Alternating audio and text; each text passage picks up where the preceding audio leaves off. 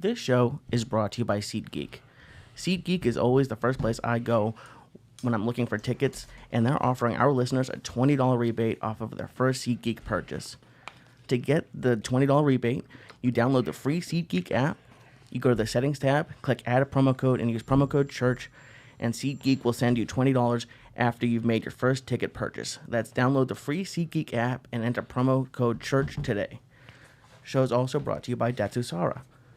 Go to diazgear.com and use code word Joey to get 5% off of their extremely high-quality, functional gear that's made with hemp textiles. They have bags, skis, rash guards, and much, much more. It's diazgear.com and use code word Joey to save 5% off, and use code word ONIT. And I'll go to onit.com and use code word CHURCH to save 10% on all their great optimization products like Alpha Brain, New Mood Immune, and Zoom to Export.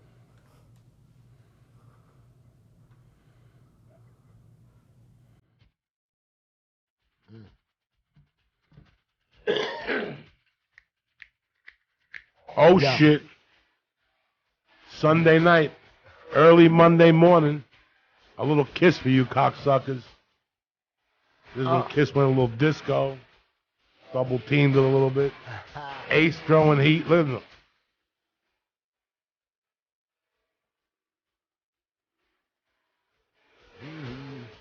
What?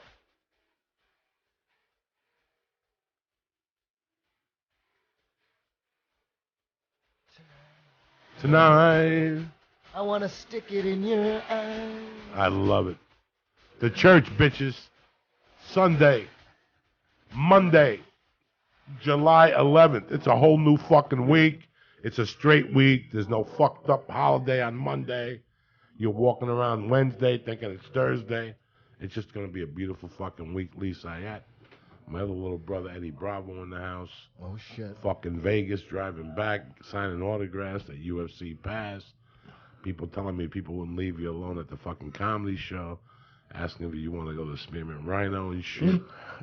Fucking crazy people out there. Aren't that those things? They're fucking crazy. They go out there to lose their mind. I was smoking a fucking number with talking lead hidden under a bridge as 6 people came over. We were fucking draped in fucking, what's that, camouflage. And people still found us in the fucking weeds, though. Was Vegas crazy this weekend? It must have been. Yeah, it was nuts. They're crazy. The fan expo is fun as shit.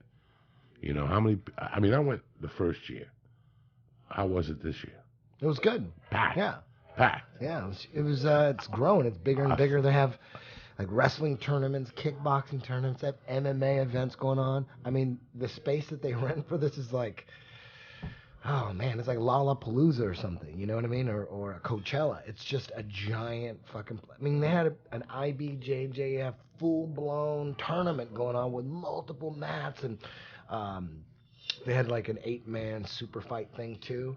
They had karate tournaments. It was fucking huge, man. It was crazy. I was going to fly in Thursday and go Friday morning, but I had to go to the doctor at 9:15, and I just took the 12:30 flight and said, fuck it. But I wanted to walk around. I just wanted to see.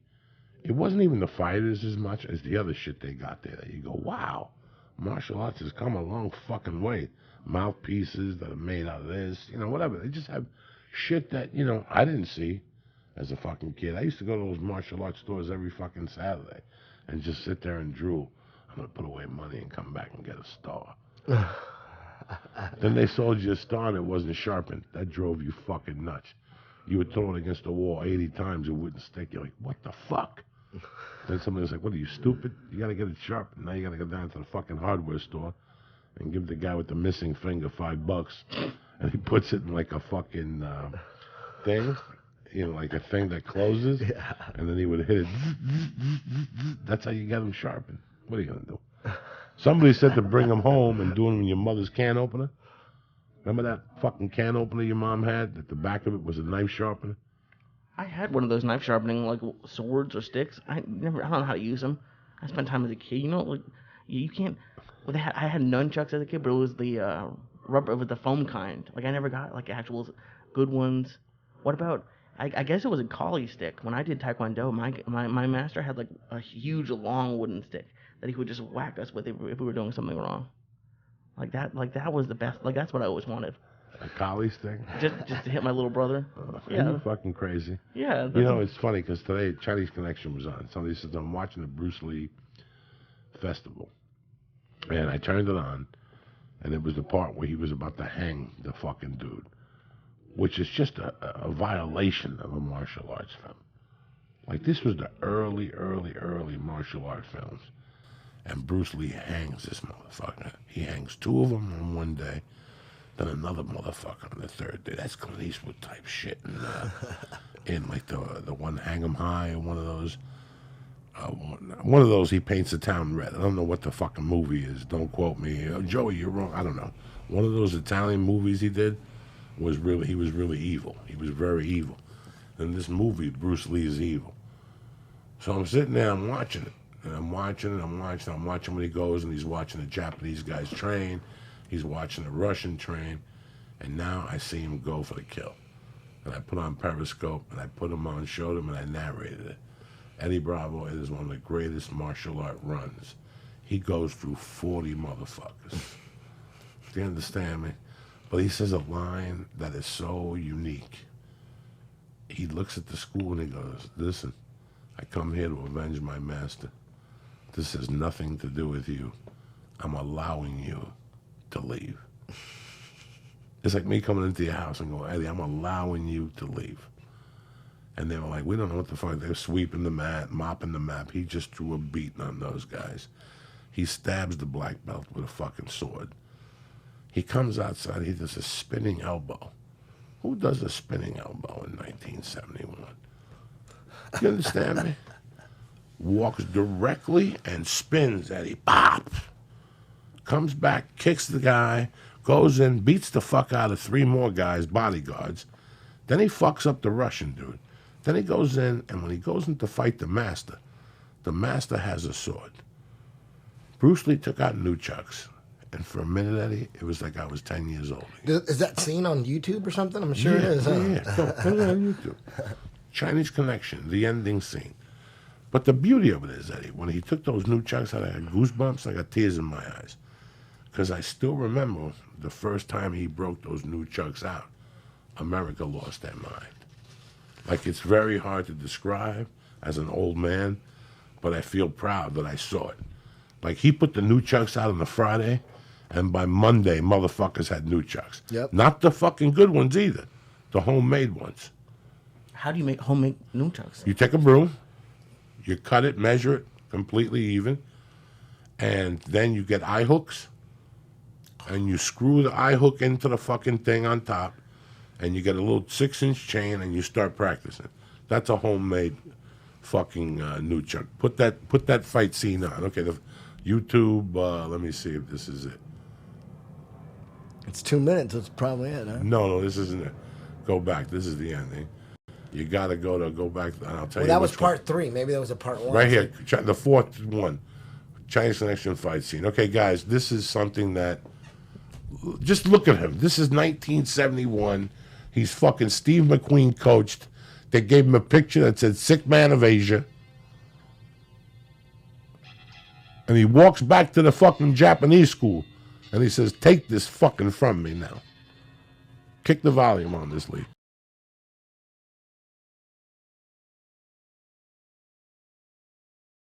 This is based in the 40s when Japanese oppressed the Chinese. Take this from me and then get out of here.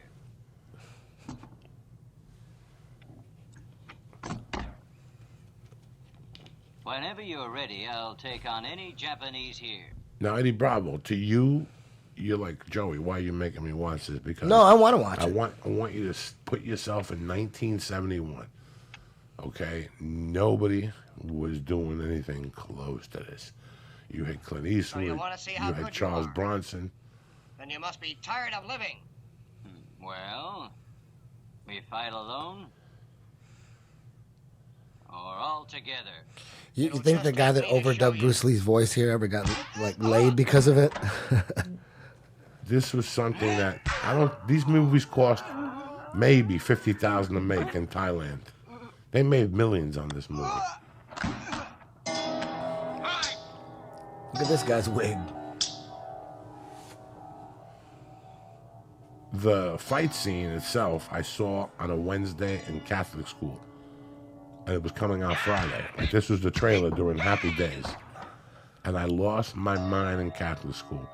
How old were you? 8. Oh, yeah, of course. Lost my fucking mind. When they picked me up, they asked me what I wanted to do that week, and it was to go see this. And the movie theater was packed, Eddie Bravo. Look at this shit. Like, everybody got to see this. Not just Fist of Fury, the first one, did kind of weird. This one swept across the fucking board.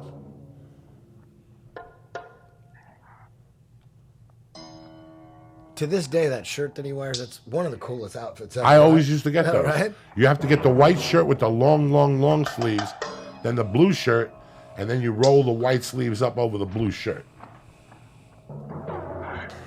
Eddie Bravo, you're 8 years old. Here we go. I'm studying with Rashad's father, and I'm seeing this shit. Are you kidding me? Like, you believe it. It's like, that could happen.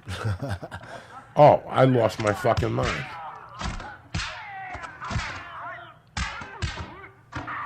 Look at this. And he choreographed everything. Right here, look at this. The money, right here. Oh, shit. That's money right there. A double punch backwards.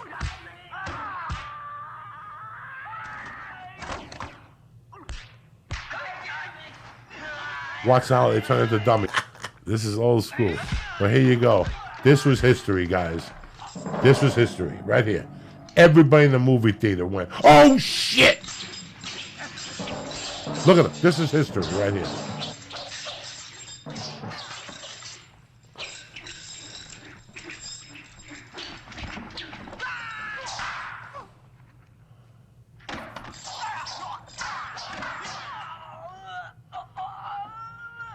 Right now you're at the movie theater. Your heart's bleeding. Your heart's pumping. Your hands are sweaty. You can't wait for this movie to end so you can figure out how to get new chucks. You were gonna look in Black Belt magazine. You lost your fucking mind.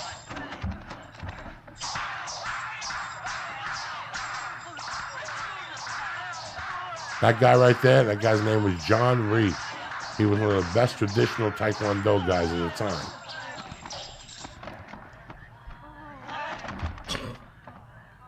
He's not even sweating. No. That Now, was classic.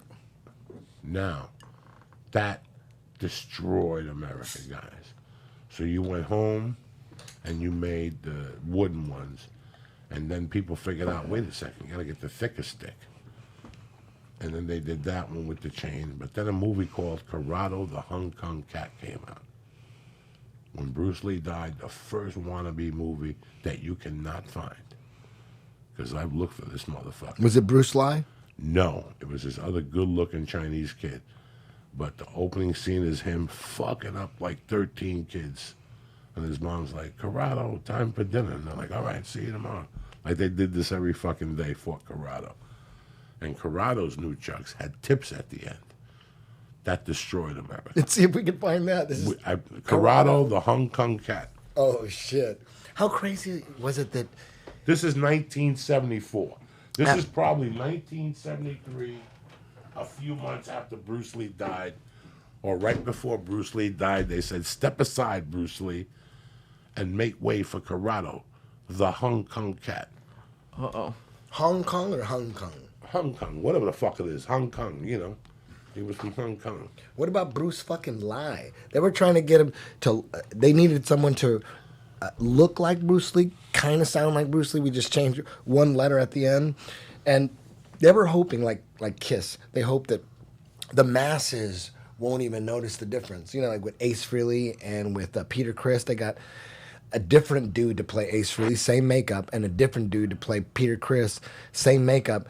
And they, you know, the fans, the real fans know, like, what the fuck's going on? Yeah, they didn't but like this shit. but like the Fairweather fans go, oh, let's go check out Kiss. They're in town.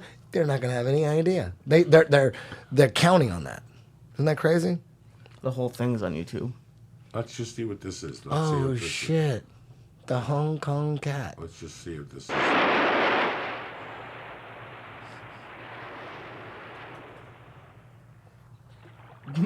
He's got the same shirt and everything.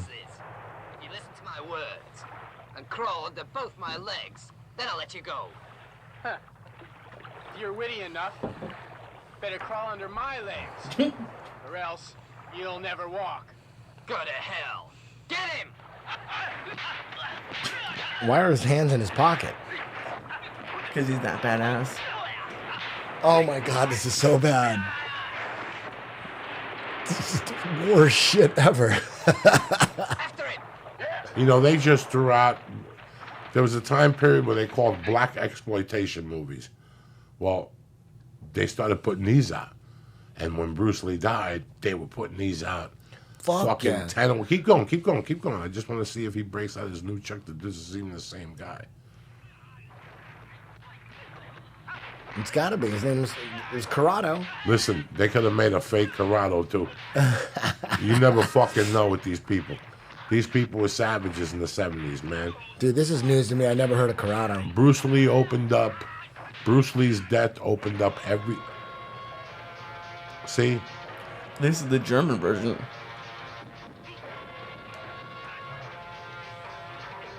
Sha Power.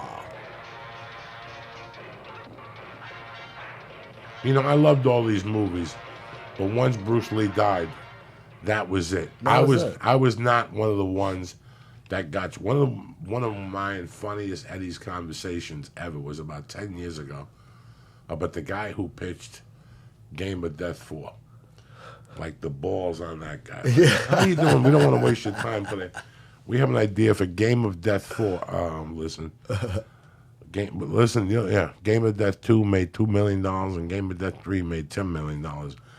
This, we're going to use a black guy and put Bruce Lee's face over it. That sounds interesting. What is your production value? About $22.50, because that's what it's going to cost to shoot that. They ended up shooting like 8 Game of Deaths. That's crazy. The first one was crazy enough. Let me tell you something.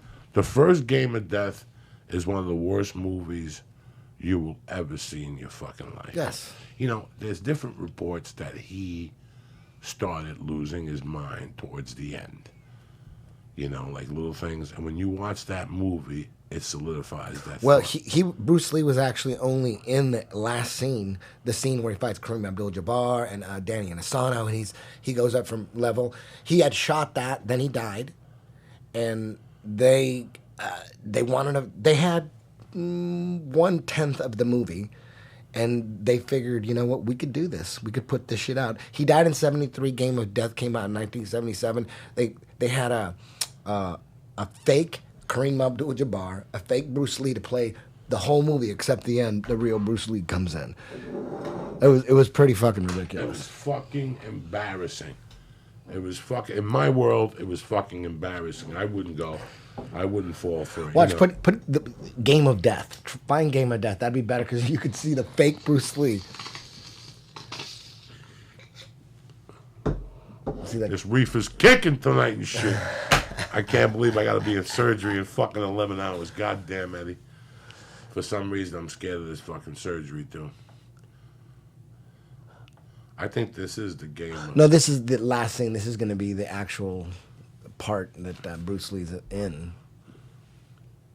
Yeah, he's actually in this. Can you find the movie Game of Death? You want like the whole thing? Let's see what we got. Because what they're doing is they're actually showing the parts that he was actually in, but most of the movie he wasn't in. Yeah, right there, that Bruce Lee Game of Death right there. Yeah. Look what he's dead for 4 years, and they decide to they open the movie with the scene with Chuck Norris from, that's really Bruce Lee, but that movie was Return of the Dragon, and then it turns out that this movie Game of Death is about like Bruce Lee, like a superstar Asian action film star, and he's filming here, and then they say cut. They'll say cut. And then it's like, oh, they were filming this scene, and all of a sudden it's not Bruce Lee no more, and you see like some other Bruce Lee lookalike walk away. Watch, check this out.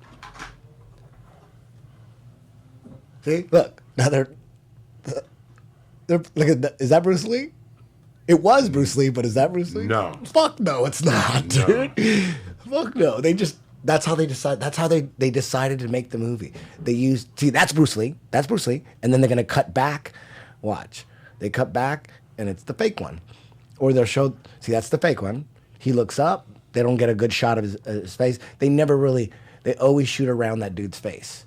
And then check this scene out, dude. So now the fake Bruce Lee walks away, and now he goes by the crew, and he's gonna go to his trailer. And check out, they put a picture of Bruce Lee's face on this dude, and has a conversation with some dude. Watch, check this out. This is the craziest scene of all time. Fake Bruce Lee. He's gonna go to his trailer. Watch. Look, that's real Bruce Lee. That's real Bruce Lee. They super. Look, see how that.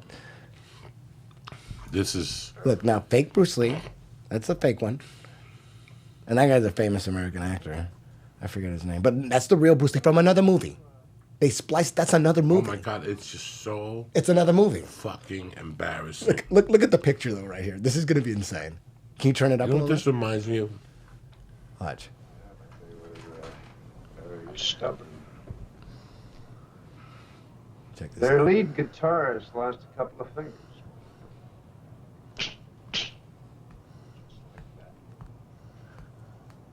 Real Bruce Lee, another movie. Hands and feet have been known to disappear. Lights Watch. fall out of the sky. All kinds of things happen. Another movie. Still, that's the real Bruce. Man has got to have all of his parts. to make it.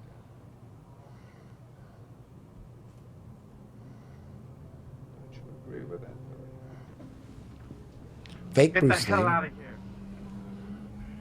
This is just awful. Watch. Just wait. God wait. awful. Hold on. Wait. Getting a little The late. money shot is coming up. Well, sitting right there by the telephone. Just waiting for you to call. Patient. That's a picture of Bruce Lee. No That's a shit. picture No of Bruce Lee. shit. That's him in Fist of Fucking Fury. Exactly. They just showed two different pictures of him with two different haircuts. This is something that only a fucking... And the word got out right away. When people left Friday night, they're like, don't go see it. Different movie, and then now that's the fake Bruce Lee. It is something that... And they did 2 or 3 more after Yeah. that with the fake Bruce Lee. Yeah. And the poor people who went to see it. Listen, man, I'll never forget him dying. There's no internet.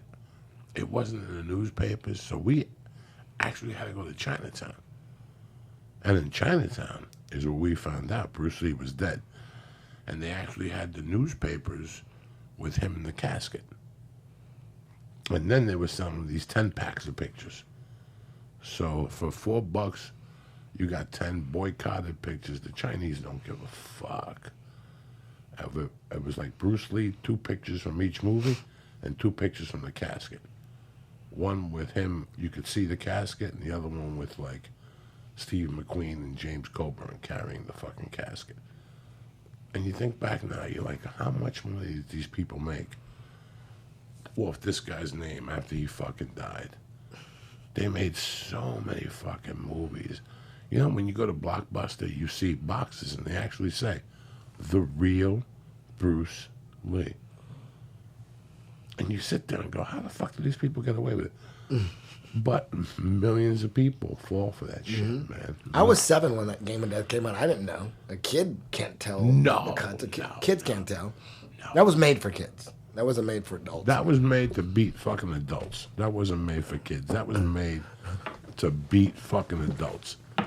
They figured 100 adults would go to the movie theater and 25 of them would ask for their money back. That's what they pray. And you know what? In those days, there was no computerized ticketing. So I could tell you 50 people came to the fucking movie and steal 25 tickets. It wasn't like it is now that in those days, you gave me cash, I put in the register, I gave you a ticket, and I gave your friend here a fucking ticket. I'd love to see a documentary on the making of Game of Death. That would be hysterical. They had a bunch of shit. They had a Maybe bunch they of do. shit. Maybe they do. Like, You know, he did Enter the Dragon, but part of the deal was that they gave him all these movies for him to produce and direct. yeah. But he was losing it. none of the parts that he's in Game of Death are any fucking Academy Award-winning roles. By that time, he was doing the voice too much. He was doing the cat too much. He was starting to do a different cat. Like, what the fuck are you doing, Bruce? You're killing me. But you know what, man? It's like Leonard Skinner. Who knew where Bruce Lee would be today?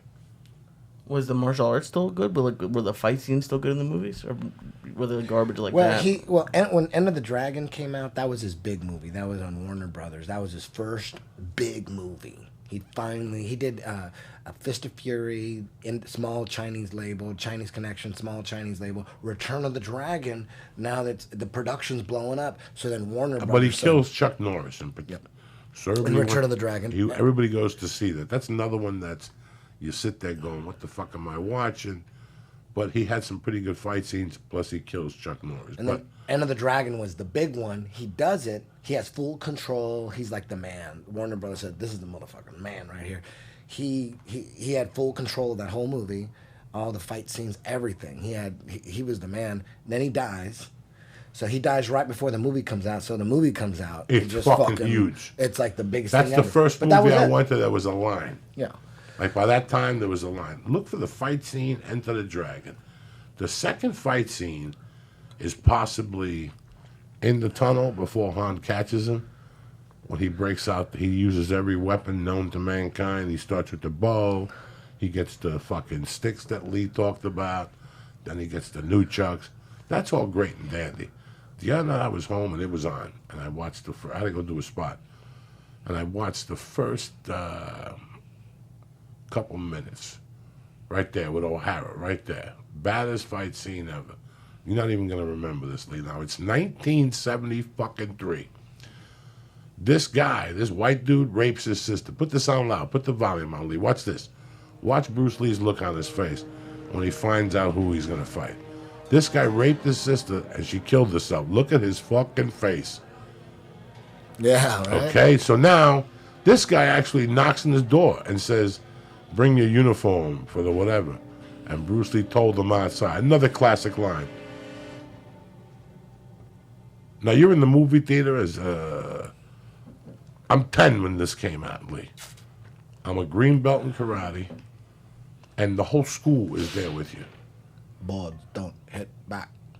Boards don't hit back. And now he got to use his real voice. No overdubs. Well, they had money for these. That dude's still alive, both of them. Watch his hands, Lee.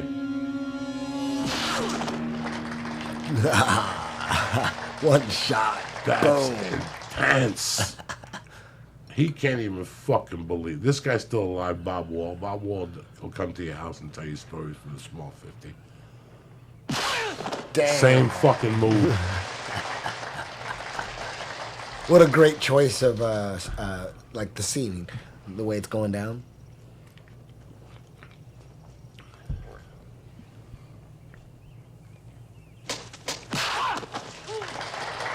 Clocks him with a fucking elbow and he blocks it. Here we go, Lee. Watch. Look at this. Stop looking at the thing. Ohara. Look at this. This is 1973, people.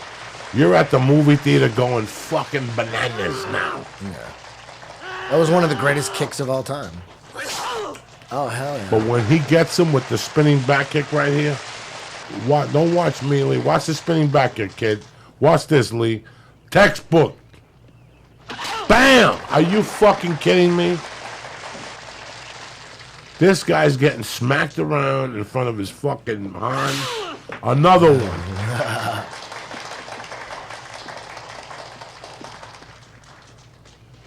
He's getting bitch slapped with turning sidekicks. Jim Kelly just died, the black dude. Just recently died, maybe 3 weeks ago. Look at this right here, Lee. Oh, you know what happens to your insides, Lee, if somebody gets you with that like that? I think somebody broke their arm on this scene. Yeah. One of the guys sitting down broke his arm.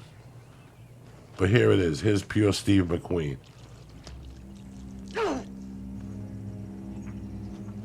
Someone just dropped a bottle. Well, they didn't have thermoses. They had water bottles in those days. Look at this crazy fuck.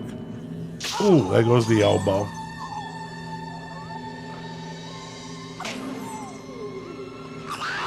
Oh, that goes the equilibrium and the ear. This is the shot right here. That's the look. You just lost your mind at the movie theater. Your head exploded. No, there was no weed necessary. Dude, nobody could do kung fu like this, man. No.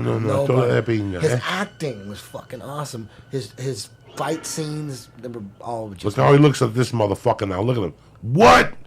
What the fuck do you want eyeballing me, son? Look at him.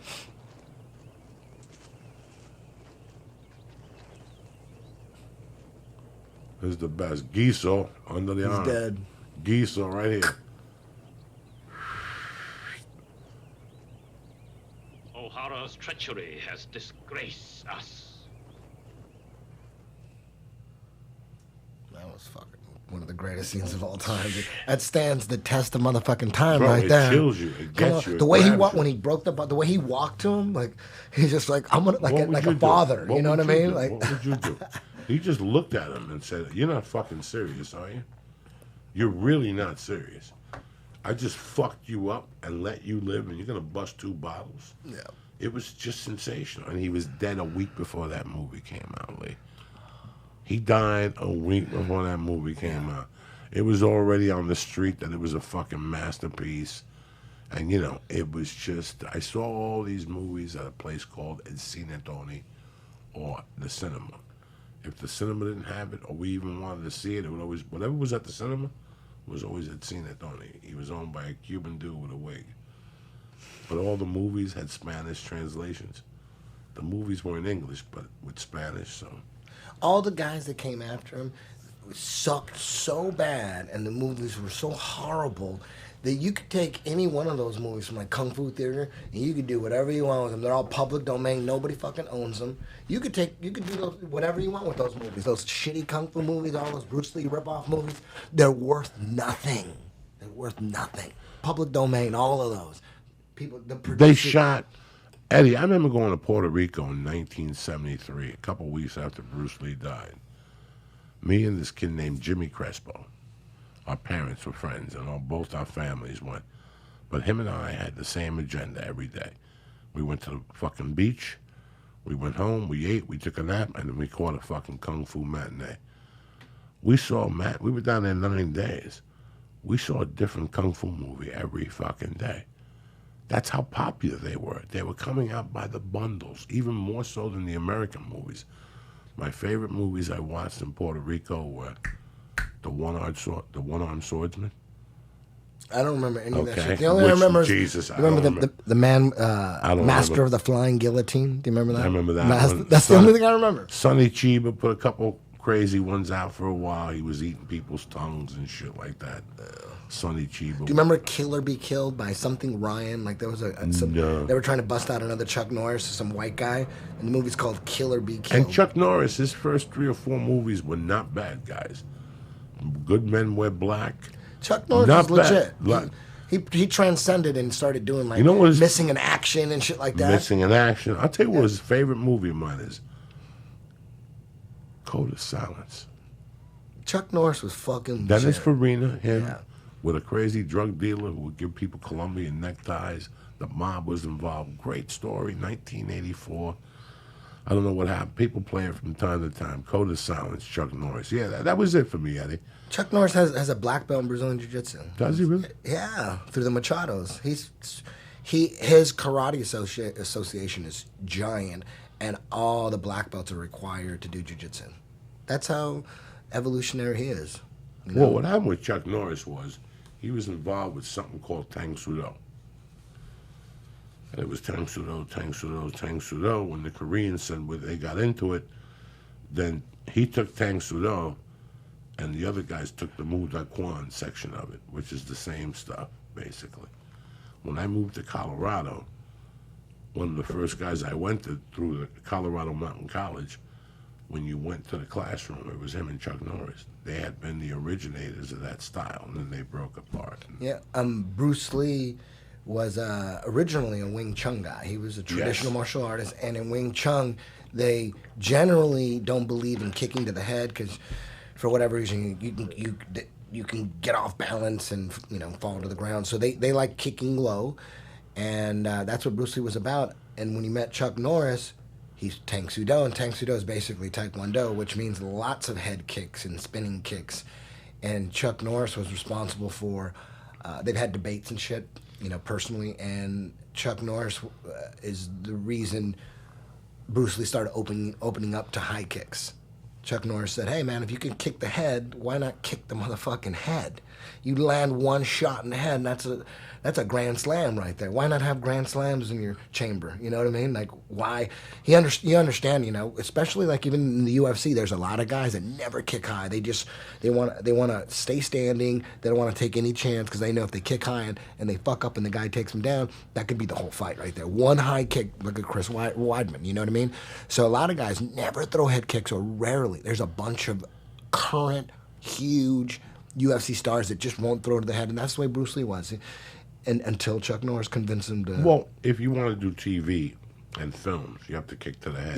Yeah. For the effect. Nobody wants to see 6 body shots and, the guy's kidney got fucked Well, that's... up. Exactly. They want to see mouth. But I'm talking about personally for his style. Right. Because in the movies, Bruce Lee was always throwing head kicks. Right, he was always throwing head kicks. Yeah, and that pissed off a lot of his original students, because his original students came from the school that Bruce Lee was teaching, that you don't kick to the head and don't do fancy shit. It was all about just really practical, the best shit. Like, if the best shit's going to be a headbutt to the face, that's the opening move. Elbow to the face, kick to the balls. Get it quick, put them out, no fucking jabs. Just two or three shots, and it should be a done deal. If he's not done with the first 2 or 3 shots, your style sucks. Is basically what the original was. But then once he started doing movies and doing all sorts of shit that he preached against, his original students were like, dude, you thought it was a kind of like, in a weird way kind of sound out. But Bruce was like, hey, listen, movies, that's a different fucking thing. No one wants to see ball shots constantly or a headbutt to the face. They want to see crazy shit. Because I understood the Wing Chun style. And the Wing Chun style uses kicks in sort of a way like Kempo. If you see the old, really good Kempo guys, they block you, and then they throw a short kick at your thigh. And with that short kick, they step in. So that movement is really not wasted. Do you follow me? So I'm boxing you. Set it up. I'm boxing you. I see you. I go to counter. I'm going to throw a punch. But while I'm throwing a punch, I'm throwing a kick low, wild. It's a weird kick they have. And they even it's a slap kick to go and to move your hands, and that's Wing Chun. They move your hand and just and then they get out real quick. Mm-hmm. But to start and get out, it's a little leg kick that you actually, sometimes it throws you off. You don't expect it, Mm-hmm. I'm very torn, and I want to understand how much of it is nostalgia, because if you're watching the movie today, 2016, the everything is bad. Direction, acting. Some movies, it's not I see what you're entertaining. saying. Some movies do stand the test of time, and Enter the Dragon is when it's like Apocalypse Now. Okay. It's like The Godfather. When you watch The Godfather, you don't see shitty production. You see epic shots. You see epic filmmaking. You go back, but you're right though. Most movies don't stand the test of time. You see shit production. Yeah, but there's a difference between standing the test of time, and these are just I guess maybe it's because they're from China. Enter the Dragon. Watch. You know what? Watch Enter the Dragon, and then. No. Watch Fist of Fury first. Okay. And watch his humble fucking beginnings, and then watch Chinese Connection, because Chinese Connection already launched him in the States. Okay. After Chinese Connection, Eddie, he was huge, and now Americans were sitting there foaming at the mouth, and he drops Way of the Dragon. So this was entertaining. Way of the Dragon was so big it made it to HBO late night. And then it ended up being called Return of the Dragon. And then Return of the Dragon. But Enter the Dragon's better than all that. And all that other shit was like the first then couple. It's like Clint Eastwood's spaghetti westerns. You could not dismiss his spaghetti westerns. they're classic spaghetti westerns. You know, he put his heart into them. There was really no dough involved. He had nothing going on here. His TV show got canceled. He had nothing to lose. And if you ever have, like you like watching fucking, you'll sit there and watch Orange is the New Black for 9 hours. Right, yeah. Is that good? That's good? If I have 9 hours, his girlfriend thinks it's good. So he's It's an okay show, but... So if you have 9 hours, like this week I have 22 hours to watch TV. And if Hang 'em High, The Good and the Bad, the Ugly, or one of those films comes on, I will watch it. I will run out to the balcony, smoke dope, even if it's on AMC with commercials, because I have the time. There's nowhere I could go with straws in my nose. Those movies are so, you know, you have to do, it's white belt shit, but you have to watch it to understand what he did later on. That's why there's so many people that love The Unforgiven. I'm an Outlaw Josie Wales guy. That's a Warner Brothers film. You follow me? So, and at this time, he had put on, this is when they were shooting westerns all the fucking time. Jesus Christ. Oh, you can't get out that way? You can't get out that way, Eddie. There's a glass door there. Yeah, this is when, is when you know, he was, what's that word people use? Well, you don't want to be torn into something, the same role over and over. Oh, yeah, I know what you're saying. Pigeonhole. Pigeonhole. And then he picked up the fucking whatevers. Then he picked up the fucking the Dirty Harry thing. And then he went back to like the Outlaw Josie Wales. Outlaw Josie Wales like 76. Then in 80 something he put out The Unforgiven. So if you watch The Unforgiven, it's great. But if you watch those early films, you know, all that early shit he did, that was brilliant stuff, Lee. It just takes patience, and a woman's not going to watch with you. Doesn't really matter. You order Chinese, you get 2 different dishes, you get a couple appetizers, you get a couple cans of fucking soda, a gallon of water, and you put the food on the stove, and you put on these 3 films. And you really watch what an Italian, what a great job they did. The same thing happened with Bruce Lee. Okay. Bruce Lee had a show called The Green Hornet, and the show got canceled. And then they came to him with another idea for a show, but a man that travels all across the country. And the word on the street was Bruce Lee was going to get a TV show, and at the end of the show he's going to do Kung Fu. Guess what happened at the end? The networks decided he was too Asian, and they didn't want to commit, so they got a white guy to play an Asian's role. And that broke Bruce Lee's heart. How could it not? So Bruce Lee ended up getting a deal to make a show that was released as The Big Boss. To us, it was released as Fist of Fury. Okay. And it's a really good film, but I feel the Chinese Connection was a lot better. When the Chinese Connection came out, that was it. That fucking put him to a new level in the United States. Why do you think they don't make these movies anymore? Is it they don't have the because star they don't for it? have the, you know, Lee. These were independent films. The 3 spaghetti westerns, or the 4 he made, were independent films. Right. The 4 movies Bruce Lee made, 3 before Enter the Dragon, were independent films. Okay. So do you understand that it was a different time? It was a different place for this type of shit. It wasn't about, you know, budgets and whatever. On the other side, on the other end, the United States. What are you doing, Lee? What are you looking for? Nothing. You make me nervous. What are you looking for? I'm just turning that mic off. I'm fine. You know, the United States at that time is releasing some of the greatest films they released in the history of cinema. Right. The first 5 years of '75 are some of the greatest films released in cinema. Yeah. From The Godfather to, you know, Deer Hunter. Well, Deer Hunter and Taxi Driver came later on in '78 and '79. So here's Bruce Lee fighting for his life. I mean, if you look at the films that got released from '70 to '73, '74. So he's going up against major. He was going up against biggest. major films. Now, when he came out with the United States, when he came out with Warner Brothers, it was a complete different game. Yeah. He had hundreds of millions of dollars of advertising. people were waiting for Bruce Lee. And all of a sudden, the word got out he died, which made the fucking movie even bigger. 10 days before he comes out. But to answer your question, though, I know where you're coming from. If you didn't grow up a Bruce Lee fan, Fist of Fury, Chinese Connection, Return of the Dragon, you're gonna see the shit production. You're gonna see it because you're just like you don't have. There's not a nostalgic thing going on there. But Enter the Dragon, if you don't know Bruce Lee at all, and that's the first thing you see, that stands the test of time. That's high quality production right there. Right, but there's also a point to be made for him taking over the country. It seemed like how could an 8-year-old boy not love this dude going in and just destroying an entire dojo? When I came from Cuba, on the weekends, my mom always did things. She always did different things, and then we'd go back to the bar. And I still remember being a little boy and stopping at a gas station. In those days, Gulf, that gas station, Gulf. Yeah. You got a notebook. And every time you go in there and got gas, they gave you a coin.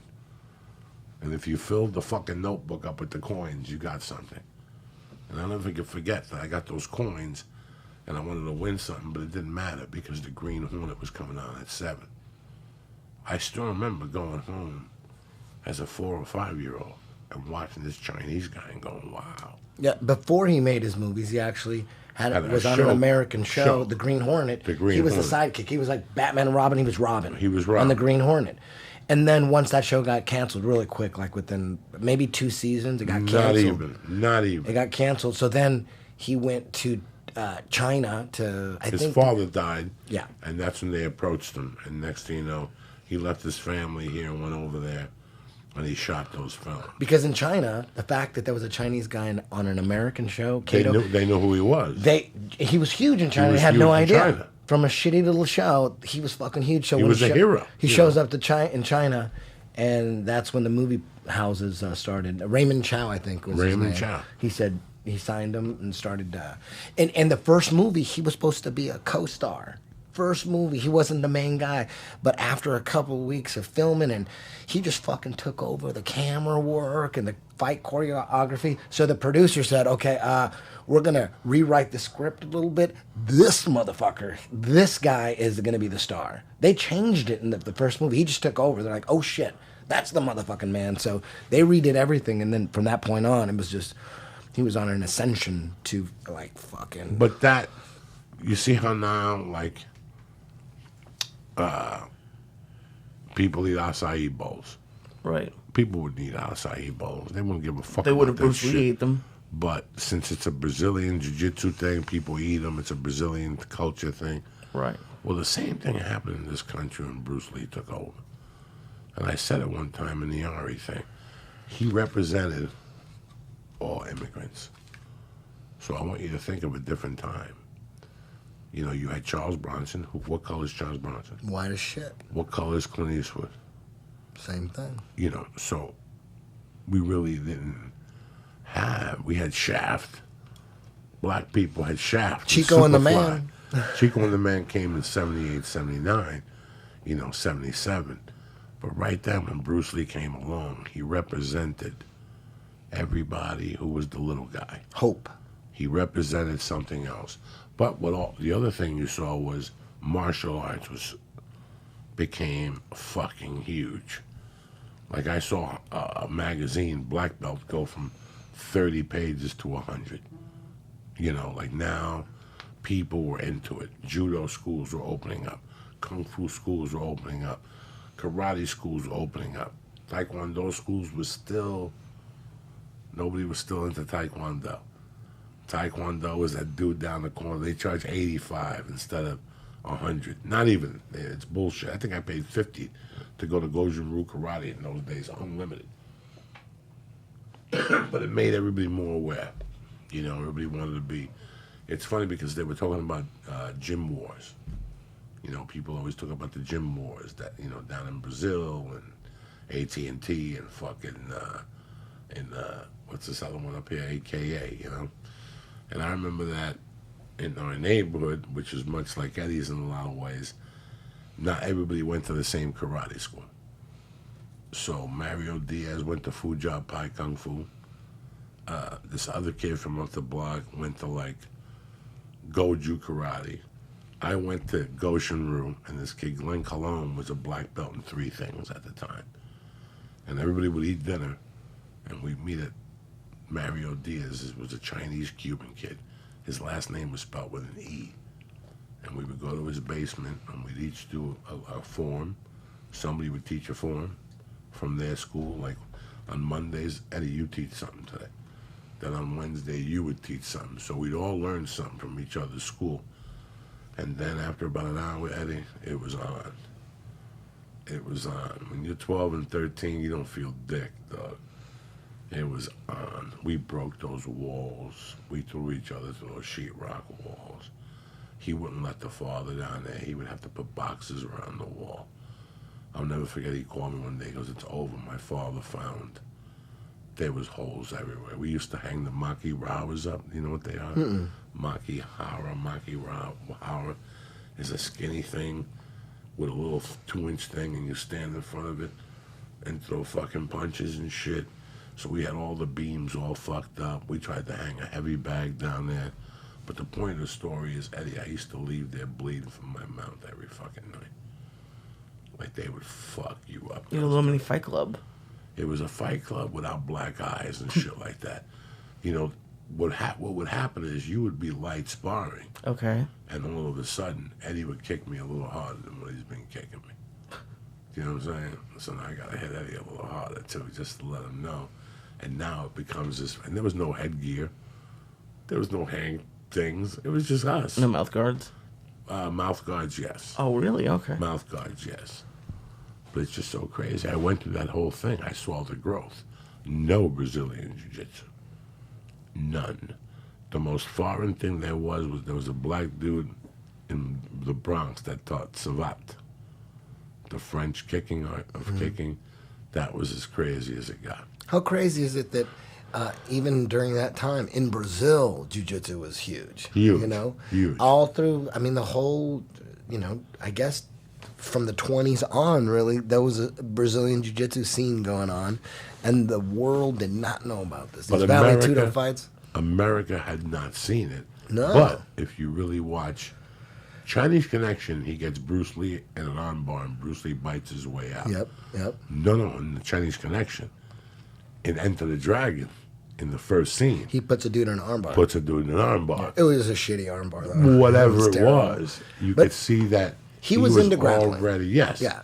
You could see that he was already knew what it was. And Yeah. It's I wonder if he knew what the Brazilians were doing. I wonder if he knew about, ever heard about the Gracies. He had to have, right? He was this famous martial artist. He hung out with the most famous of people.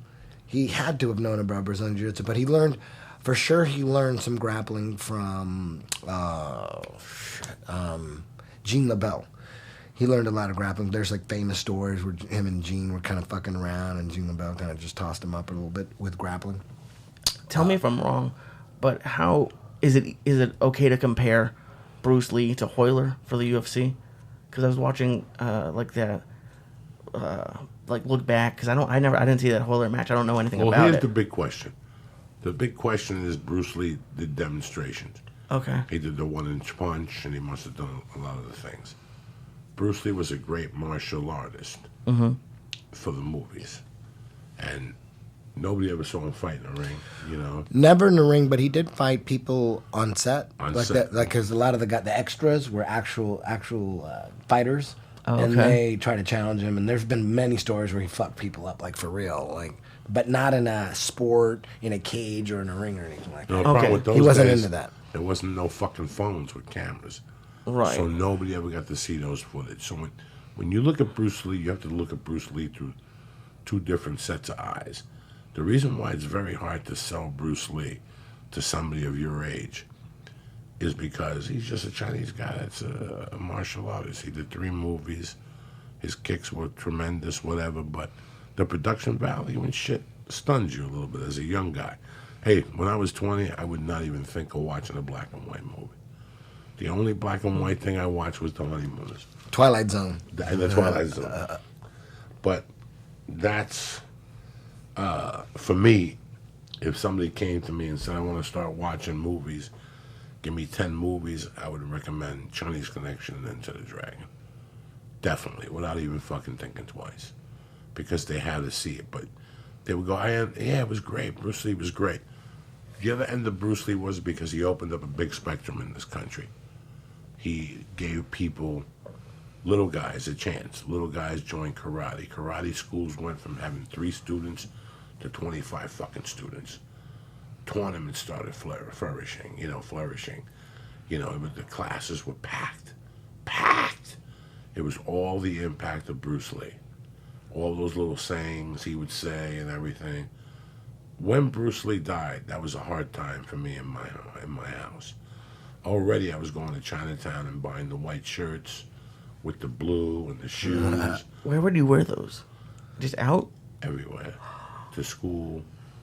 They thought I was fucking retarded. I can't believe you I would wear them to my mom's bar. I would get goofed on by the customers at the bar. I didn't give a fuck, Eddie. I loved it. I loved the whole thing, what it stood for. Oh, my God. It made people get out of the house and work out. It made people throw kicks. It also made people go crazy like UFC crazy. Everybody you got into a pushing match then got into a cat stance and wanted to throw a karate kick at you. So now you're like, Jesus fucking Christ. Everybody I'm fighting is a fucking black belt. And they really weren't. They were all just doing what they were mimicking from the movies, Right. Well, and that's more what I meant with Hoyler, is just the. You mean Hoist? Hoist. I'm sorry. Yeah, Hoyler's his brother. Hoist with the just like the feeling around it, getting people excited about it, getting people going to jiu-jitsu classes like that. Yeah, Hoist definitely changed the world like in a whole different kind of way. The first UFC I saw, I was doing karate and I immediately dropped it and started doing jiu-jitsu. Like that just blew jiu-jitsu out the water. What Hoist did. That was revolutionary. I mean, it's been going on in Brazil forever. We didn't know about it. Nobody knew about it. He came along and gave martial arts even a broader view. People had been coming over the years and giving little peeks into different styles of martial arts or martial arts they developed. But he really, gave it a different view. This is jiu-jitsu. Here's this guy that's Joe Diaz's size, and he's on top of whatever, and this guy gets out of it. And then triangles the guy. I don't know what the fuck the moves he was doing, but that's what I saw. Mm-hmm. And I'm like, that's fucking amazing. Even though there's no striking, because that must be hard. Especially what do you mean, no striking. There's no striking in jiu-jitsu. Mm-hmm. Like with Bruce Lee, it's a little bit more visually exciting, even if you don't know anything about karate. But no, Hoist Gracie was the first guy in the UFC. First UFC champion. Right? No. Obviously, there was punching there in the UFC. Yes. I just meant jiu-jitsu as an art.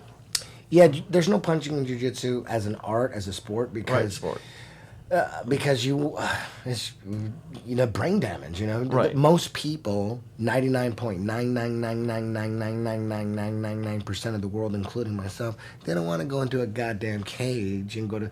Very few people have the balls to do that.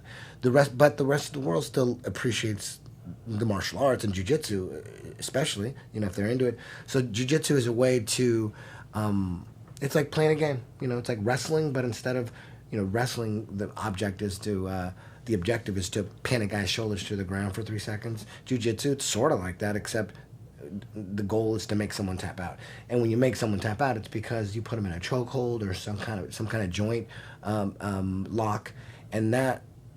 Although there's no striking, just that alone is pretty badass, because you got, the game of trying to make someone tap out it's incredible. You get addicted to it and you get obsessed with it, because the better you get at that game translates to real life. Even though there's no striking in the dojo, I'll put, if you do jiu-jitsu for a couple years, the odds are in a street fight against a guy who doesn't do jiu-jitsu, the odds are so much in your favor. So much. Even though you've never thrown a strike in the dojo, no punches, no elbows, but you've been doing jiu-jitsu for 2 years. On the street, even though there is striking, if your jiu-jitsu is on point, you're not going to need striking to immobilize, this douchebag, Right. Yeah. I hate to talk about this on the show, because I don't like to centralize the show.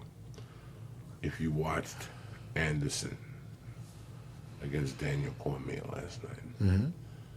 you know, everybody's saying that Daniel Cormier should have done a lot more damage. His jiu-jitsu kept throwing his balance off. Are you with me? Anderson Silva's jiu-jitsu? Yeah, Anderson Silva, he got him in a lockdown for a while. Yep, He was trying yep. to do a lot of things. Yep. I don't understand all the other variations of his style of jiu-jitsu, but I saw that. But I saw that he kept throwing his balance off. You know, just that just that little thing about jiu-jitsu.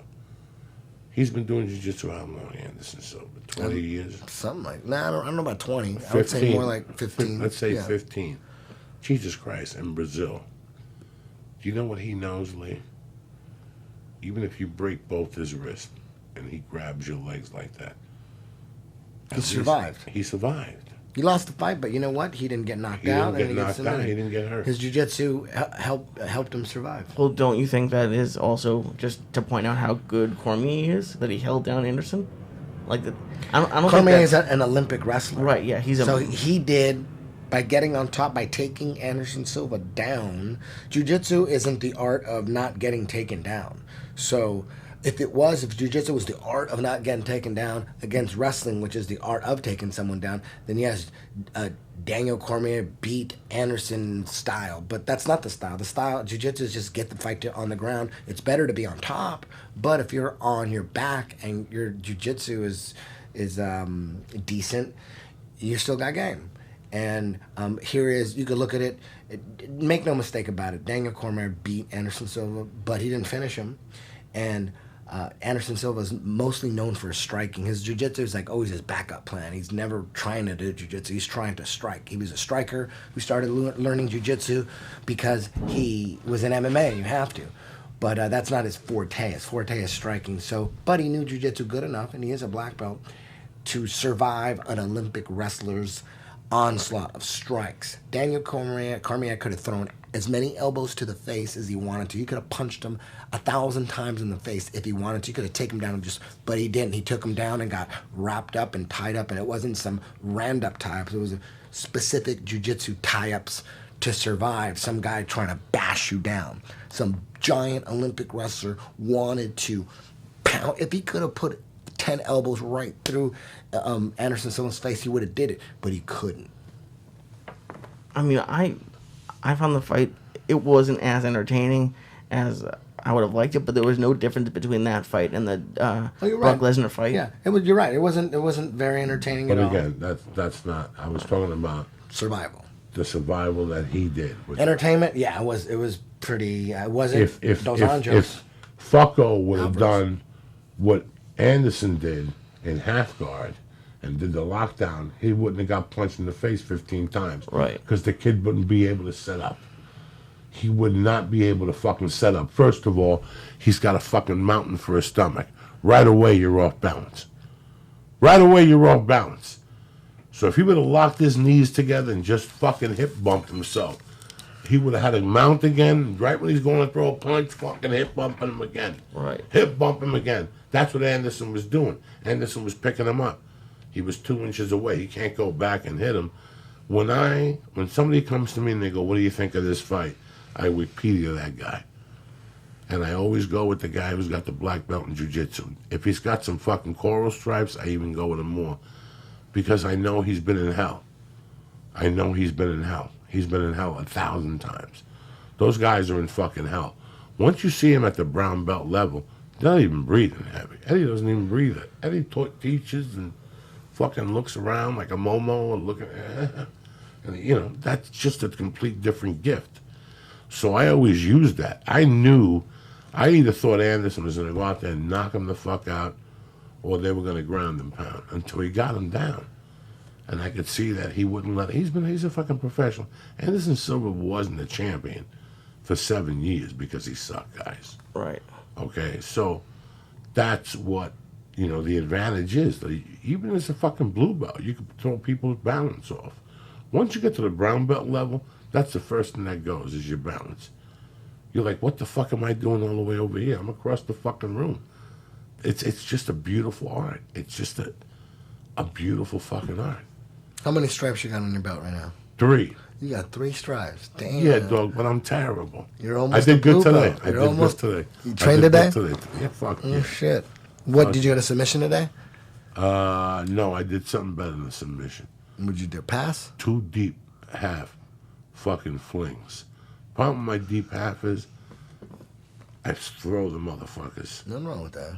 I'm not holding on to them and recovering my guard. That's what I should be doing, get them into side control from that fucking... So once you sweep them, what happens? They're 3 feet away from me. But you're not on top, and you sweep them, but you don't get on top and control them? They're 3 feet away from me. They land 3 feet away from me, so I got to figure something the fuck out. You got to not use so much power. So I clinch my knees, and I mess around with them, and I try to control them with my knees clinched, and then they fall for the bait, and I stick my hand under that leg, and I pick them up, and I try to get the leg, and I hide this arm, and then I walk this way, and then I spin real fucking quick. But that little spin has been throwing them out my loop, and I got to start all over again. Man, I want to see video of you rolling, man. I want to see. No, this. it's terrible. Yes. Horrifically bad. Horrifically bad. No, come on. Oh, horrifically bad. But you know what, man? I'm going to do the surgery to breathe a little better. I think I'm going to go see a nutritionist and really work it down to the centimeter. Do you generally get a submission each time you roll? Maybe one every other class? One, at least I'm going for submissions. Which is the submission that you get most often? The most popular submission I go to is I trick people with I love the collar choke. I'm a fat dude, so I ain't doing much out of the ordinary. My game is not going to be much of the ordinary.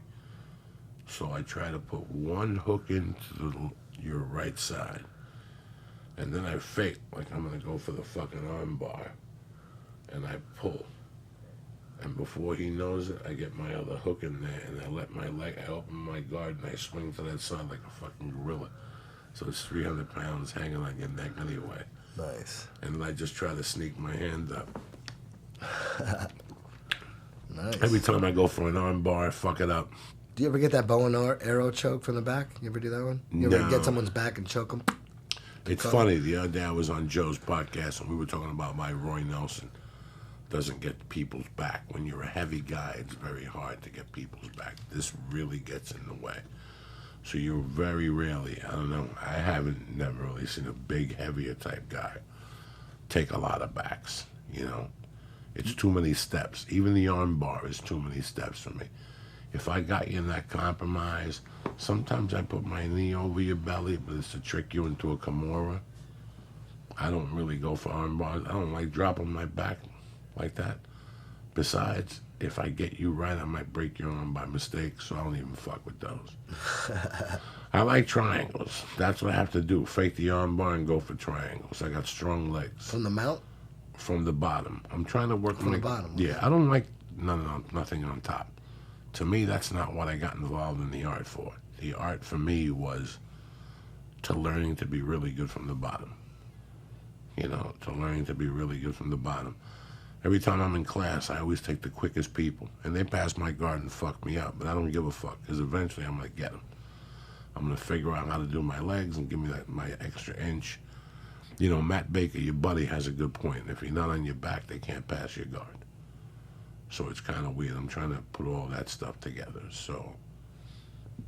Nice. It's a journey for me, man. Yeah. But at the same time, it's helping my stand-up, and it's helping me, because, like I told somebody else, I was sitting here, when you go to karate, you fucking figure out you can't throw a kick 6 feet. So your coach says on the weekends, hang a hook on your fucking roof and put a strap and hang your leg and learn how to stretch your legs a little more, you know? Or you don't have enough punching power in karate if you're a Kyokushin karate guy. So they make you do bench presses and hit more stuff, you know? When I joined Jiu Jitsu, I found that I couldn't do a lot of the stuff that was physically, but the mental part of it was the part that I was really disappointed with myself, because I had this fear of people on top of me. And that's the worst thing I hate, is when I have fear of something. Some things you have fear of, and you put them together in your head, and you go, you know what? I could deal with that when it comes with. But somebody getting on top of you, that could happen any day when you're walking down the street with your daughter and your wife and your child. And what are you going to do? you're not going to know what to do. You know what I'm saying? I'm going into my 50s. There's no way I'm going to karate chop you doing a flying sidekick through the fucking air. But if I could single you and throw you down and get on top of you, put my shoulder on you, and put my forearm in your neck, I got 3 minutes to get to the car before you even see your Adam's apples coming out of your fucking asshole. Mm-hmm. You know, breaking somebody's arm real quick and getting in the car. I like those little things about jiu-jitsu. Choking somebody, you know. You could choke somebody with a winter jacket. It's a collar choke. Yep. T-shirt. It's a collar choke, you know, with a fucking T-shirt. So these are all the things that I'm getting older that I didn't want to have those fears. I didn't know that my cardio was just horrific from smoking reefer and becoming a vertical breather. I had no idea about these things that popped up in my life at 40. There's no way I could be a father and have these shortcomings. There was no way. With the shape of the world today, I got to be able to run 10 minutes. I'm at a park and they start shooting at it. You got to pick your kid up and run with that fucking... She's 50 fucking pounds or something. Yeah. She's a human kettlebell. So what I do is when I walk her to school, I pick her up and I walk with her this first block. And my goal is to make it to the office. I don't even make it to the office. But I make it like 3 doors down and shit like that. Because those are the fears I couldn't have with a daughter. Man, it's amazing hearing. I didn't really know this before. I mean, you're really looking at fatherhood in a super realistic way. Like, you know what I mean? Now you got a daughter. You got to be able to protect her by, you know. That's what I tell people all the time. Like, just at the very least, there's a lot of things you could do. You could learn jiu-jitsu for, but at the very least, to protect your family. At the very least, you want to protect your family. If some shit goes down, you're out at the movies, you're in line, you're with your kid, there's a fucking douchebag and something's going down. I mean, who knows if the jiu-jitsu is going to work all the time, but you got to do what you got to do or can do to shift the odds in your favor. And just 1 year of jiu-jitsu, just 1 year, and time flies so fast. How many times just 1 year in the makes a UFC, difference. I'm going to name 2 off the bat. How many times have you seen somebody take a punch, get over somebody, overcommit, and get trapped in an armbar? I've seen 2. How about you? A few times. Fedor against Verdun, and Joe Lozon had one. That was textbook. I think against the black kid from Like Louisiana. an armbar from the guard, is that what you're talking about? But after I punch you in the fucking mouth, hard, I go backwards, I hold on to that arm right there as I'm going back, I pull you into me, I overcommit you, you're like, you fucking idiot, you grab my wrist, I start hitting you with this, and I've seen Joe Lozon armbar somebody while he's getting beat the fuck up, and I also seen Fedor punching away at fucking Verdun when he nailed him with an armbar. Nogueira and Mark Coleman. There you go. So I figured that's a great protection thing right there. That if you could take one punch, which we all can, and fall backwards and suck this guy in, and for him to grab you with 3 beers in him, or whatever the fuck drug he has in him, he doesn't even see your hand going around and pulling your elbow. And next thing you know, your leg swings around and you fucking lean back and pick up your hips and you hear, and you hear, you fuck. You pull your leg around, you stick your boot in his fucking mouth, and you kick the rest of his fucking teeth out. While he's yelling and shocked, you get in your car and you go home. Nobody knows nothing. You pull 3 blocks away, you see a homeless dude, and you trade him sneakers. Hey, how about a brand new pair of Adidas? They got a red stripe. That means you're a fucking animal, you know what I'm saying?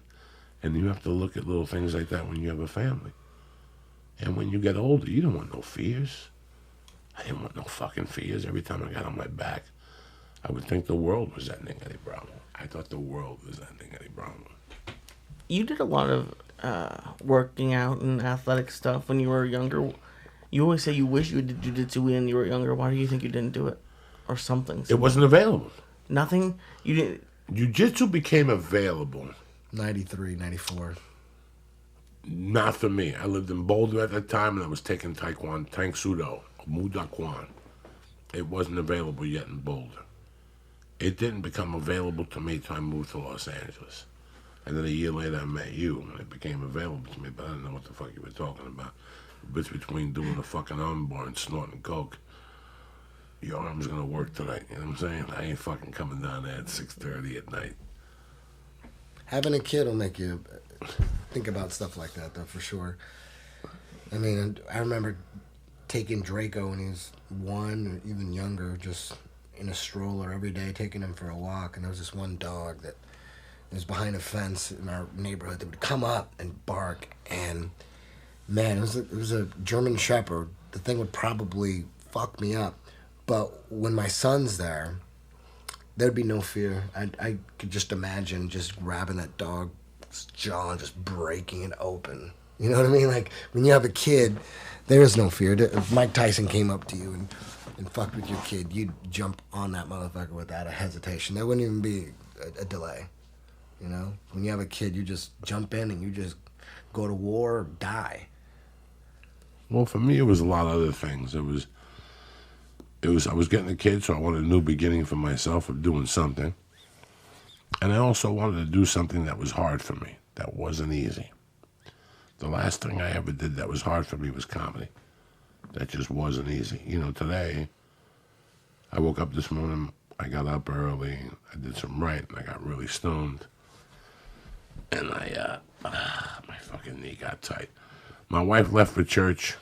I went to the weed store. No, I went to CVS to pick up my prescriptions. Then I went to the weed store, but I left my cell phone in the car. And, I'm getting surgery tomorrow. I may have to take 2 weeks off from jiu-jitsu. Eddie, I can't tell you how bad I feel. Because I've been on a roll for the last 6 months over there. On a roll. Like, not killing people, but at least I'm showing up. Yeah. It's been consistent, Nothing like being consistent. He sees me twice a week if I'm in town, 3 times if I'm fucking not working, 4 times if the Sunday class, because the Sunday class is my favorite class because I always learn something small. You know what I'm saying? Like last Sunday, I learned how to do a proper hip escape after 3 fucking years. Like I always learn something small, stupid, but that's how good that guy is on Sundays. And now I got to take off for 2 weeks, which means I'm going to be huffing and fucking puffing all over again now when I go and getting anxiety. That's the last thing I wanted to fucking do. I also wanted my daughter to be old enough and for me to show my daughter that I was doing something. You know what I'm saying? That 3 days a week I have a responsibility to do something. And she'll say eventually, well, where the fuck do you go? And you have to explain to her how you go to jiu-jitsu. And then she'll say, let me come with you one time. And you go down there, and she sees it, and maybe she'll get involved in something. Maybe it's not jiu-jitsu. Maybe it's taekwondo. But at least you're setting an example for your child. Yeah. You know what I'm saying? Yeah. It was all those little variables, man.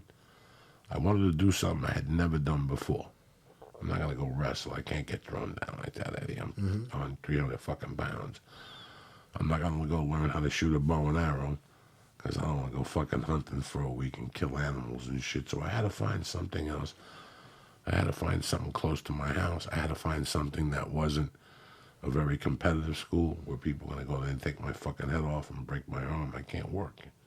Can't fucking work with a broken arm. I mean, accidents happen, you know what I'm saying? Accidents fucking happen. You land wrong, your wrist. And jiu-jitsu was the answer for me, I think, And I'm too old to do no fucking gi. They'll kill me. I see those people. I did it one time by Alders. They grabbed my neck. My whole body stopped. That's the time I put the fucking 2X rash guard, and that tapped me out. A fucking 2X. That's how fat I was. A 2X rash guard tapped me out. I had to have Alder come in the back and take it off. I can't fucking breathe with this goddamn thing. It's funny. But I enjoy it. As you saw, I brought copies of Jiu-Jitsu magazine. I read that on planes like an asshole. And I look at little moves, and I basically get it for the diets in there, the little nourishment tips. I get really good nourishment tips in there. Everything else, I can't do what Andre Galval does. You know what I'm saying? I look at it and go, that's great. Thanks for the move, Andre. I can't do that type of shit. Where's Tony Bennett, cocksucker?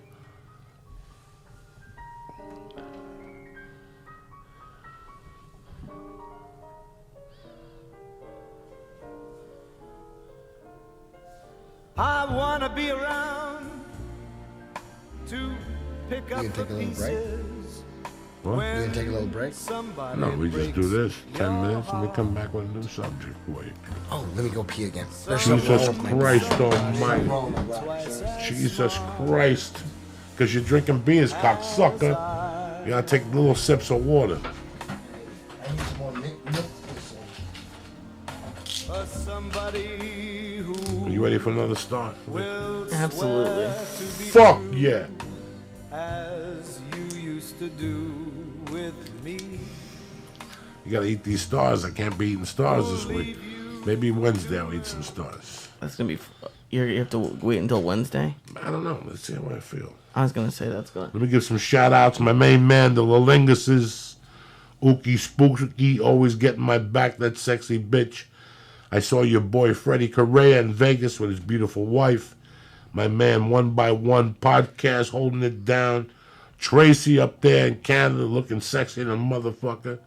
Crystal Johnson looking sexier. My main man, Timmy Holloway and Timmy Jr. Mike Land. And my man, Raymond Bosio, son of the fucking greatest drummer, Terry Bosio. I'm going to give you a fucking shout out too.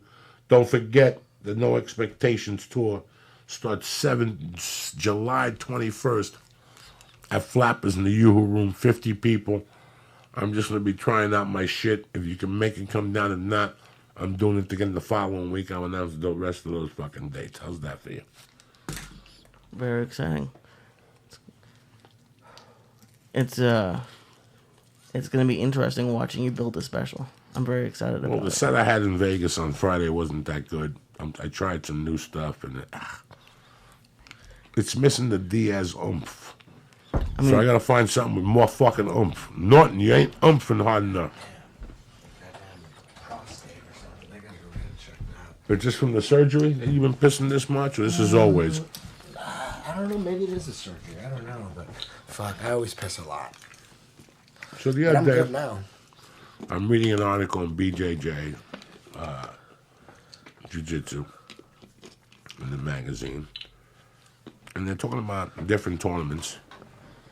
First off, congratulations on EBI. Thank you very much. 7 happening next Saturday night at 7 o'clock. Yep.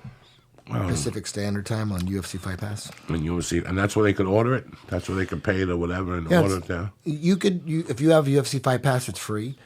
Or if you don't want UFC Fight Pass and you want just to watch EBI, you can order it at UFC.tv, one-time deal. I think it's $9.99.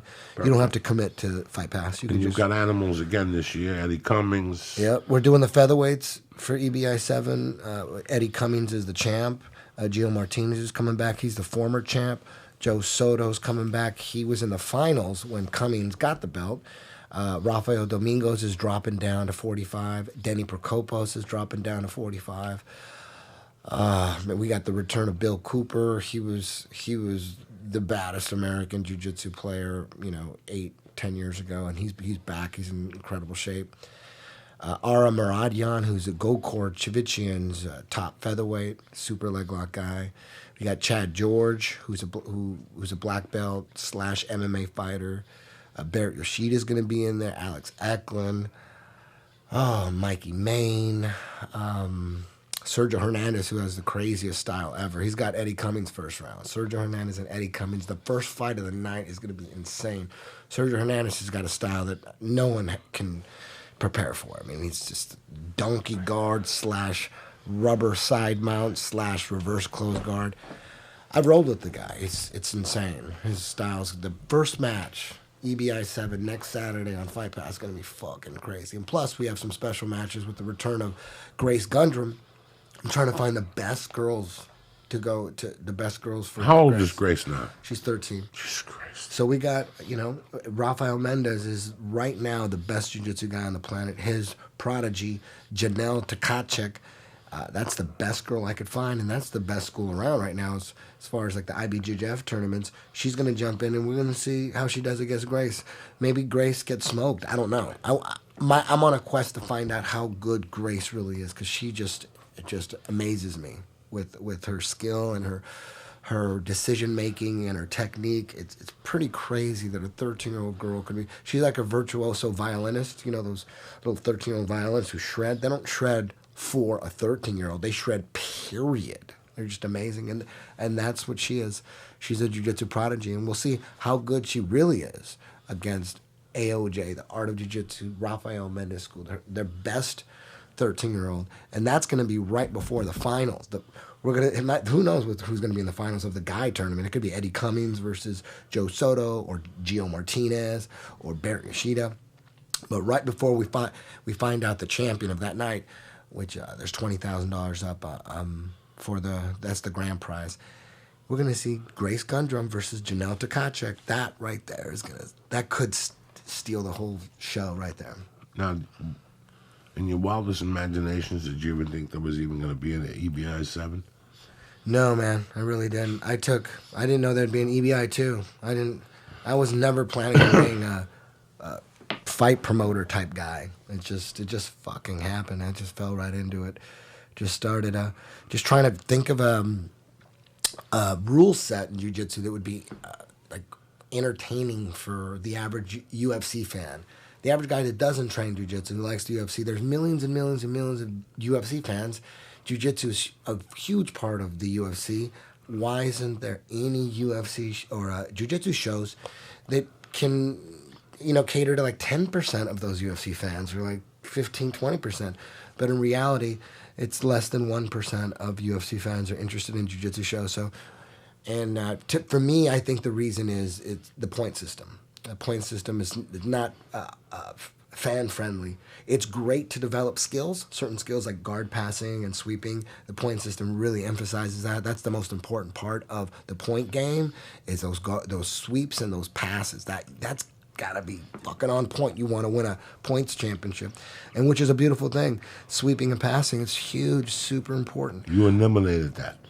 No, submission only. Or you do get points for... No, you don't get any points. Right, but sweeping and passing is still important, but you don't get points for it. Right, you don't get points for it. You eliminate it. It's submission only. Yeah, it's no points at all. Which is really interesting, because, like I said, I read an article in there that you could break down for me a little more, because I don't know jiu-jitsu lingo.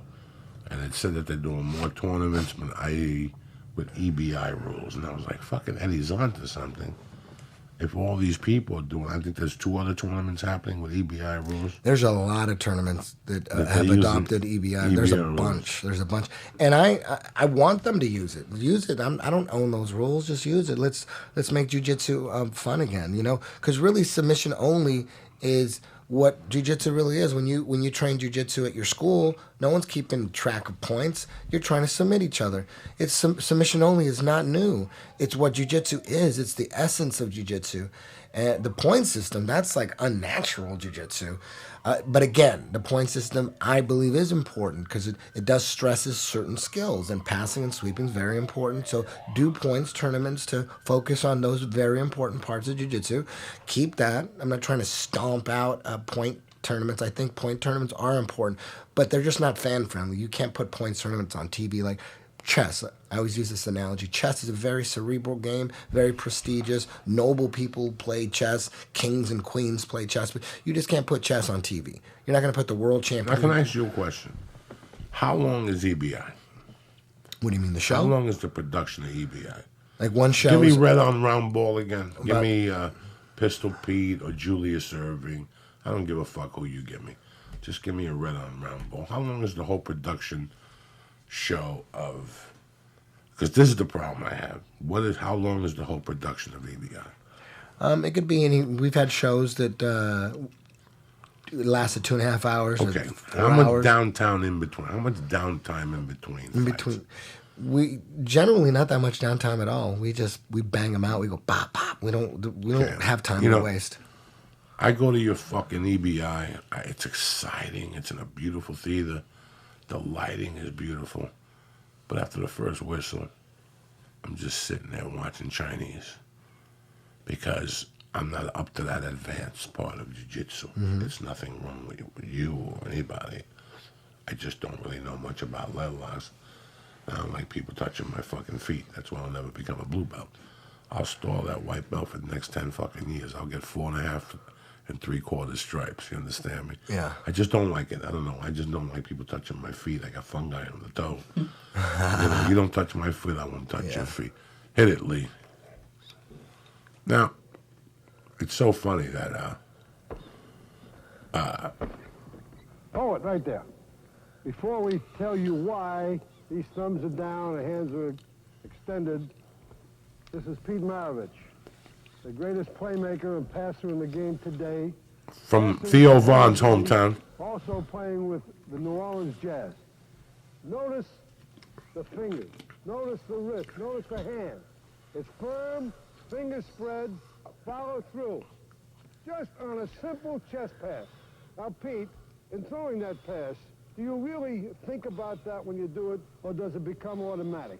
Well, actually, it becomes automatic, but three basic ingredients in throwing any type of pass is fingertip control, backspin, and follow through. All right, now, Do me a favor, Eddie. Yep. Give me an intro and give me 3 moves. A minute apiece. In between the fucking fights. Oh, what leg locks are? Yeah, I see what you're saying. 1 minute apiece for a guy like me. So if I go to jiu-jitsu and I'm telling you I'm confused, I love the game. Don't get Well, me the wrong. leg lock. See, the thing is with submission only, the main difference between submission only and the points game is generally in the point community, the leg locks are frowned upon. They don't like leg locks. But In the what community? I'm sorry. like the average BJJ school is not into leg locks. They don't teach leg locks. They look at them as too dangerous, Well, dirty. they teach them, but they don't teach emphasize them. They don't teach them or emphasize So I them. go to Average your, jiu-jitsu- I go to your school as a purple belt. I learned this curriculum from Scott Ross, Scott Okay. Myers, whatever his fucking name is, with the glasses. I go to your advanced classes. I get a brown belt. My leg locks are good. I go to Cabrini's. Okay. Will I be fucking them up with my leg locks and my style of jiu-jitsu with those leg locks? You know, it all depends Does he on how work? good- I mean, does he work on a lot of leg locks in his school? They don't know. They don't. Because in the points tournaments, they're illegal, so it's a waste of time. So if it's a I waste went, of time. So if I put a gi on and went to an IBGGF tournament and I got a heel hook, no good? It's illegal. You get disqualified. No shit. Yeah. You can't attack the legs. So I can't do that move where I put under and do a Kimura and twist. On your leg? Nope. Even if I'm a purple belt. No, it's illegal, generally. When does it start becoming legal? You could do toe holds, I think, as a black belt. And you could do knee bars, you could do nothing twisting and no reaping the leg. But in submission only, you could do everything. This is what you need to do, Eddie. How you doing? My name is Eddie Bravo. The 10th Planet system is a little different, advanced in more systems. Let me show you the basic leg lock. Boom. Thank you. Come back. Defense for the basic leg lock. Why do they spin? I don't even know why the fuck they spin. And they're both holding each other's foot. What the fuck? I got to hold your foot and spin all these little things. Answer them for me in 30 seconds. And put them up. It's hard to do in 30 seconds. That's a How hard about a one. fucking minute? You're right. That's a great idea. Just say it and then let's edit it. Yeah. It's like Twitter. Yeah. When I get on Twitter in the morning, I got you fuck your mother in the ass. I hope bazookas. But then you got 180 characters. You got to start chopping that A and that the and that B and eliminate that comma. It's the same thing with these. Yeah. Until the person gets educated. That's what you'll have over any other people. You know, and it's like, all right, I'm switching to the chat. I got to think of BJJ in 2016 is a cunt hair away from being on Sports Center at 2 in the morning. If I got to sit down, anybody ever here get high and put on Sports Center to do karate with the swords and shit, and you're sitting there going, this is worthless. These guys will get beat up. Well, especially right now. This is the worst time to watch Sports Center because it's hockey and that's it, and a little bit of baseball. So from now until August, there's no football. So what you mean to tell me is Sports can't Center. fight, Let me yeah. talk to you from the heart, Sports Center people. The fucking kennel show that you put on every year with those ugly fucking dogs for 4 hours. We can't slip a jiu-jitsu thing in there for an hour. Again, it's got to be to go on television and to basically educate. You know, the UFC educates you with the 3-point system. It's a scoring system. There's 3 judges, but that's all you know. The way I look at it, though, it's a great idea, but the way I look at it is if you're a UFC fan and you can follow the UFC and you understand what's going on the ground, yes, EBI is more technical because it's all groundwork, but I figure if you're a UFC fan, you'll understand this enough. You'll get it. I'm not generally thinking about attracting people that don't know anything about jiu-jitsu. they're going to have to catch up. You know what I mean? Right. No. It's just like, They're gonna it's like, catch up. it's like Yeah, NFL. yeah. It's like the NFL, I'm not right? talking about Yeah. that. Yeah. I'm talking about somebody who maybe is in jiu-jitsu and never seen it to that level. Yeah. You know, I'm talking about if you really, really, really want to put this on TV, Yeah. you got to break it down from somewhere. Yeah. You got to break it down from somewhere. The leg lock game it's just as vast as Brazilian Jiu-Jitsu in itself. You know, Brazilian Jiu-Jitsu, you attack the neck, you attack the arm. Sambo is all legs. It's the same thing. They're joint locks. It's like, if you attack someone's shoulder or elbow, it's the same thing as attacking someone's leg. It's the same thing. It's not like a different person. It's your body. You have limbs. You have arms and legs, and you have your neck. Jiu-Jitsu should be about all of it. And the Gracies especially on Helio's side with Hicks and Horion and Hoist, they attack the legs, not as deep and as vast as like what John Danaher has done. Like they took it to the next level. You know, there's been Sambo, there's always been catch wrestling. Who teaches at Black House down there? I don't think there's actually teachers at Black House. Yeah, they do. I think Team Noguera, because Team Noguera has Noguera down there. Somebody, Mike Maxwell's on that team. Okay. And I've had discussions with Mike Maxwell. He's like, I don't even fuck with this shit.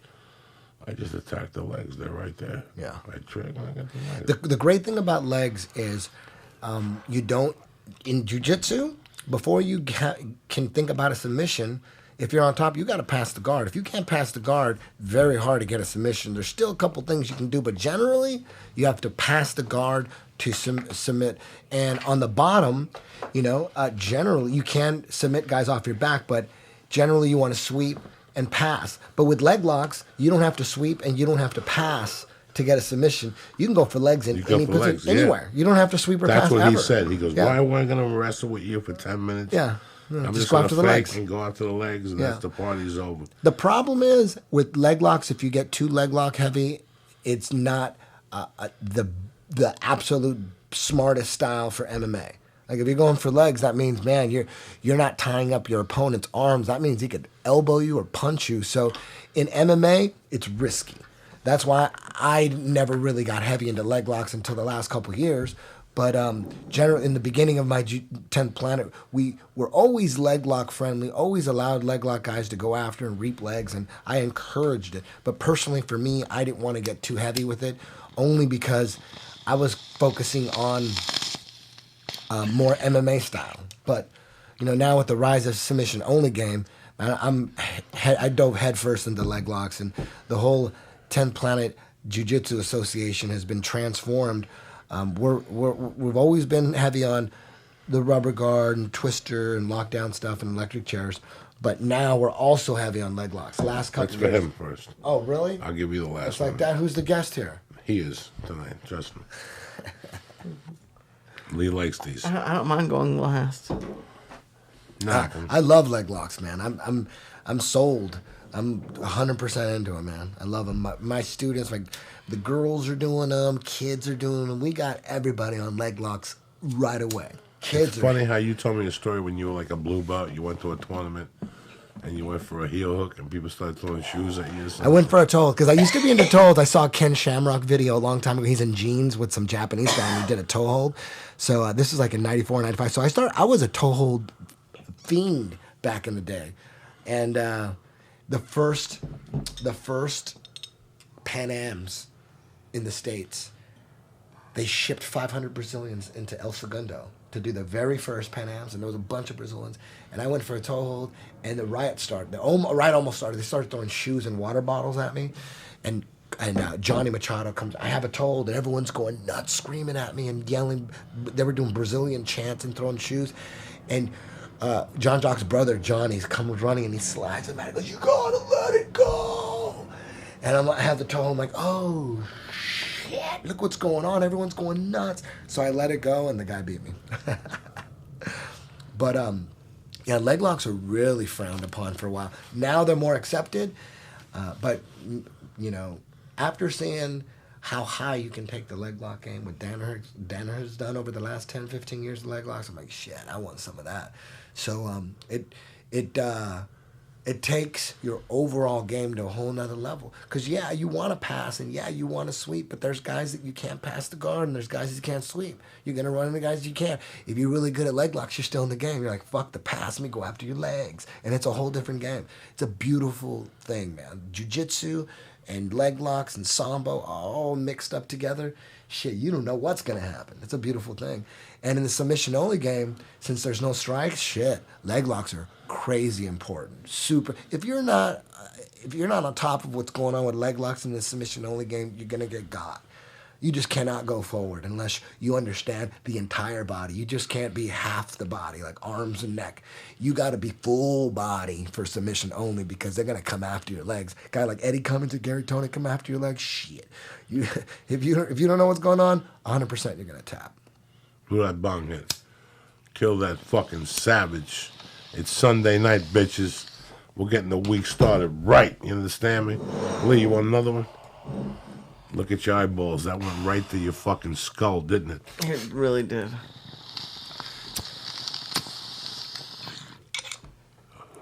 You think Uncle Joey's fucking around before surgery? I'm going in there all samboed out tomorrow. And you could watch the entire EBI library 1 through 6 on Fight Pass at any time, too. The whole thing. We got the EBI 7 countdown show that's on my YouTube channel that I just uploaded about a week ago. I retweeted it last week. Oh, really? Oh, nice. Yeah, the EBI 7 countdown show is about 25 minutes. It'll give you a rundown of what's going on next Saturday. So if you watch that countdown show, you're going to be pumped up for Saturday. You'll understand. I break down all the competitors, even if you don't know who they are. Like, at first, you will after that countdown show. Well, I'm happy you're doing this shit, Eddie. It just shows your evolution, the evolution. And then looking at that magazine, I saw all these people at EBI Rules. I know Chael Sonnen is doing a tournament now. He's doing EBI Rules, too. He called me. Chael Sonnen said, hey, man, you mind if I borrow your rule set? And I said, fuck yeah, go for it. I want everyone to do it. So just, you start seeing, like, tournament flyers, and then there'll be EBI Rules. You know what I mean?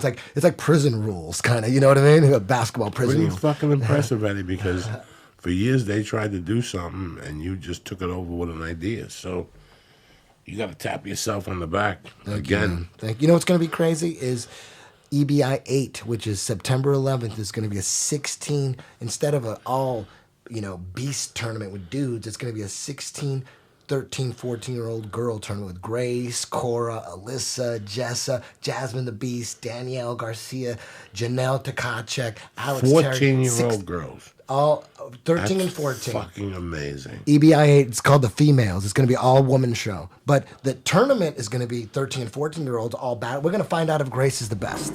EBI 8, we're going to find out if she is. Maybe she gets knocked out in the first round. Who knows? Because there's this girl named Jasmine the Beast Johnson who's going to. I'm featuring her against Danielle Garcia this Saturday as well because she was going to be in the tournament. I wanted to bring her in and let people get a glimpse of what she can do. She's 115 pounds. She's 14 years old, 115 pounds. Grace is 100 pounds. So that's the weight. That's the weight limit for the EBI 8 is 115. But Cora Sex in there, she's 103. So there's going to be these super light technical girls going against these super athlete 14-year-old girls that are having a hard time making 115 pounds. You know what I mean? So it's going to be like Rocky 4. It's going to be like Drago and against Rocky. Seriously, man. Very interesting, the growth of jiu-jitsu. I mean, there's schools in Burbank I don't even know about.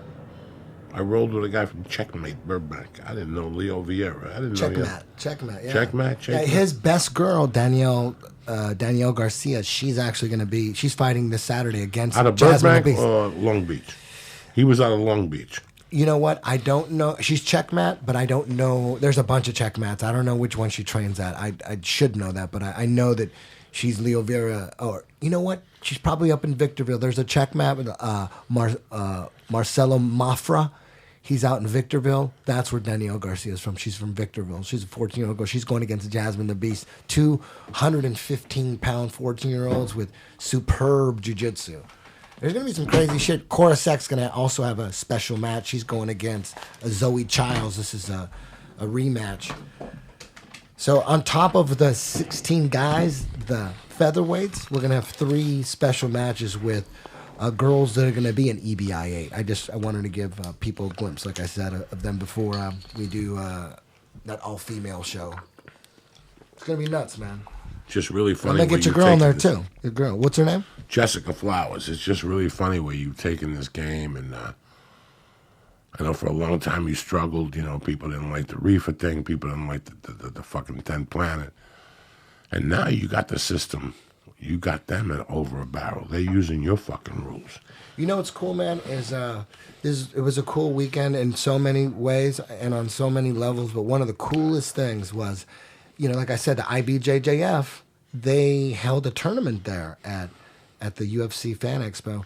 And I ran into Leo Vieira, I ran into him, talked to him, Ron Cornero, Luca Tella, the guy from Gracie Mag, all these guys that, you know, I was never really close to. It wasn't we were never buddies and texting each other or anything like that. We just kind of never really said anything. We passed by each other and just occasionally said hey or whatever, shook a hand. But it was a really good time, man. I had really good conversations with Leo Vieira. That's the guy that crushed me after I beat Hoyler. I tapped out Hoyler in 2003, Abu Dhabi, but the very next match, Leo Vieira beats me like 100-0.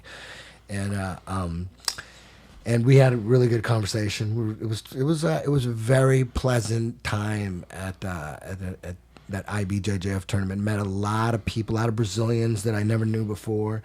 It had a really good time. It's you know, you're one of the contemporaries right now. You're one of the guys right now. You know, I've had conversations with Alberto when he was telling me he met you when you guys were blue belts.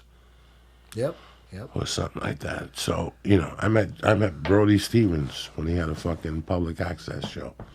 I see Brody now. I gotta give him a hug because I knew him back then. And this is the same thing with the people you're seeing now. Yeah. With Alberto Crane, we met at the Santa Cruz tournament that they had. Claudio França had the Santa Cruz tournament. I forget what it was called, like U.S. Nationals or something. And I met Alberto Crane up there at a blue belt, and he was the only one with a video camera. And he had a big, one of those video cameras that records like VHS, you know, the big ones, and he had one at the tournament. And he said he would film my matches. We met and kind of hit it off, and he filmed my matches. And I remember, and then he lived in New Mexico, and he said he would make me a copy. And I remember writing him and shit. It was like, this is 1995, 96. And I asked him, hey, do you have that tape? When are you going to send that tape? And he took so long to send it. I just wanted to watch me. God, I never had any video of me competing. I didn't videotape anything. This is you know, no one had video cameras back then. You had to be rich. Keep talking. Oh, now you got to piss. When are you going to do jiu-jitsu, Lee? When, you thinking about it? I did it for a while, and you did? Where? Yeah, With Joey? Yeah, the same place he was at. Cool. At VMAC, and I like VMAC, but I don't know. I listening to Joey and you and everyone who talks about jiu-jitsu, there's such a love for it, and I just couldn't. I didn't have it. But at that jiu-jitsu place, they had kettlebell class once a week. So from that, I found a place that Joey actually used to go to as well, but it's a kettlebell gym, so I do that 3 times a week now. But if you could press a button right now, right? If you could press a button that gave you the skills to put people to sleep and break their limbs and totally immobilize people and control them, if you could press a button that gave you that, boom, would you do it? Or you'd think, nah? Oh, absolutely. Of course, right? Why?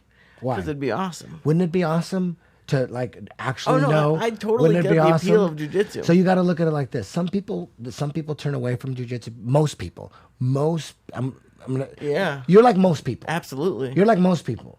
People that like jiu-jitsu are in the minority. You know why? It's just all about how they look at it.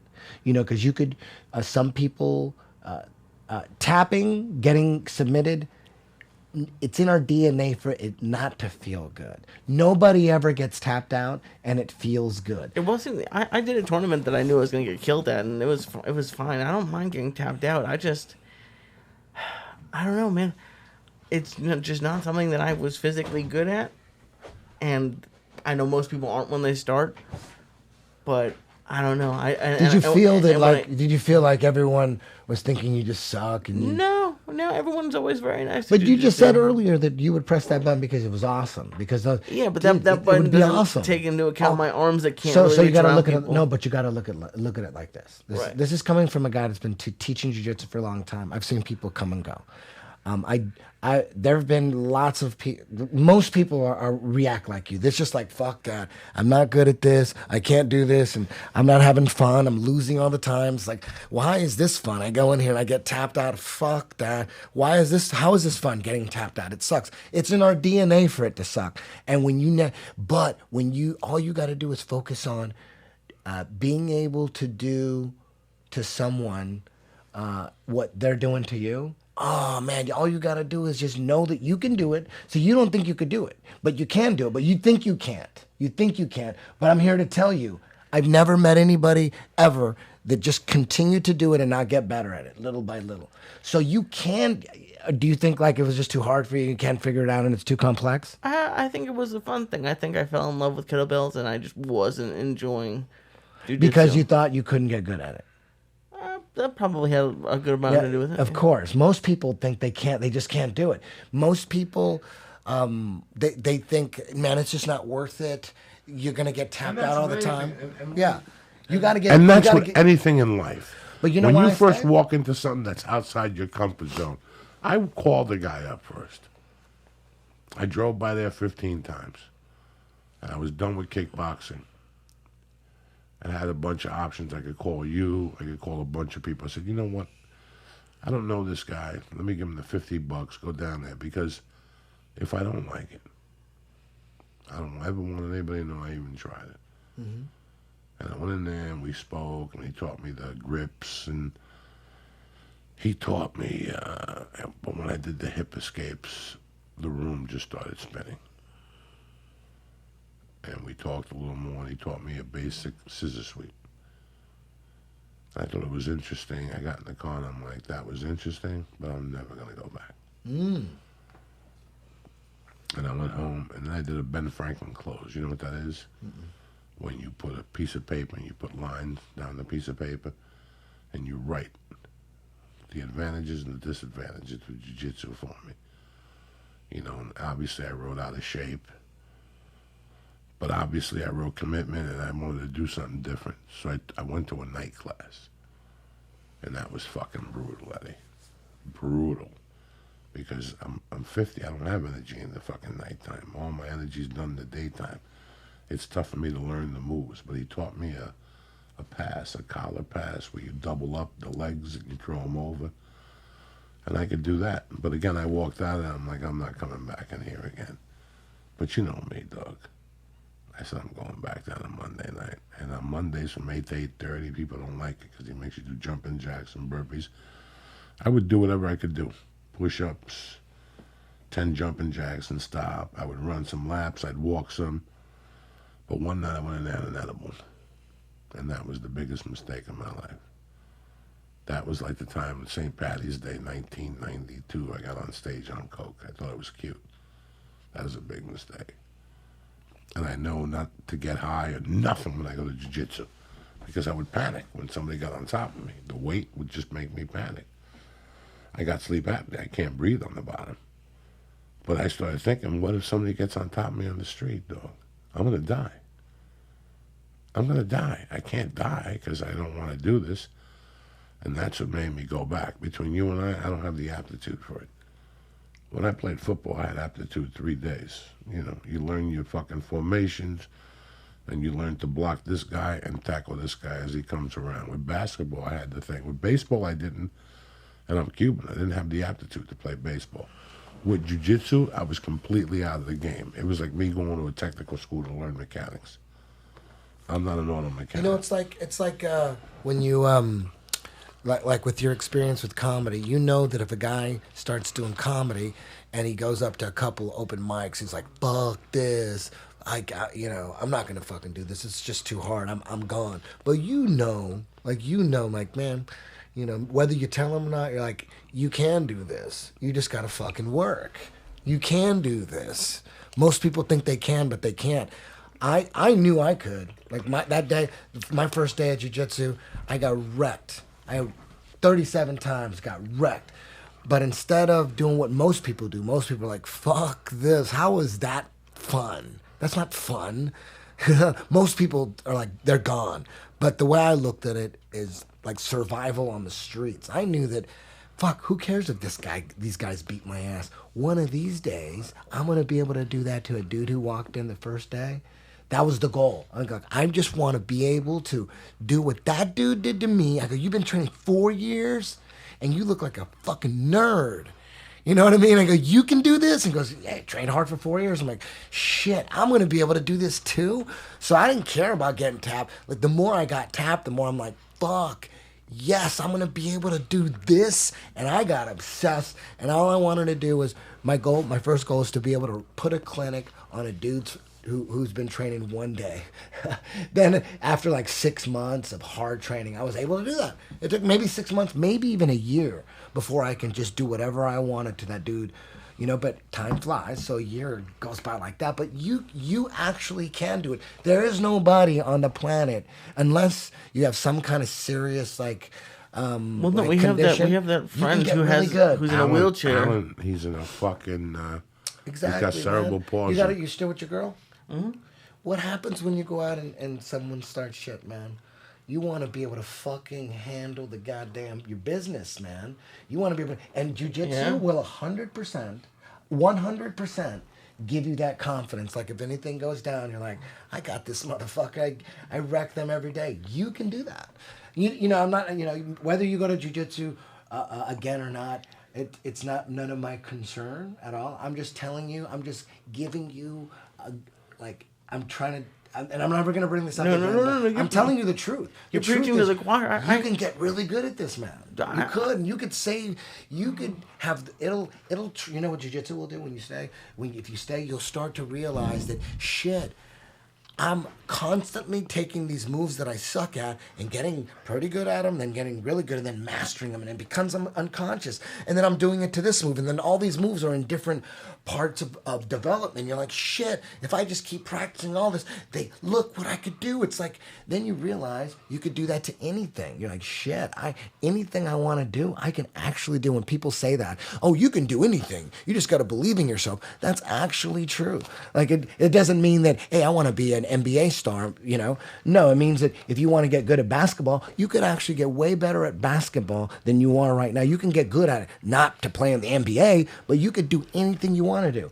And man, why not have the power to, and the skills to put people to sleep and break their bones if you had to? If you got kids, he did it because Mercy snapped him into shape. Mercy made him do it.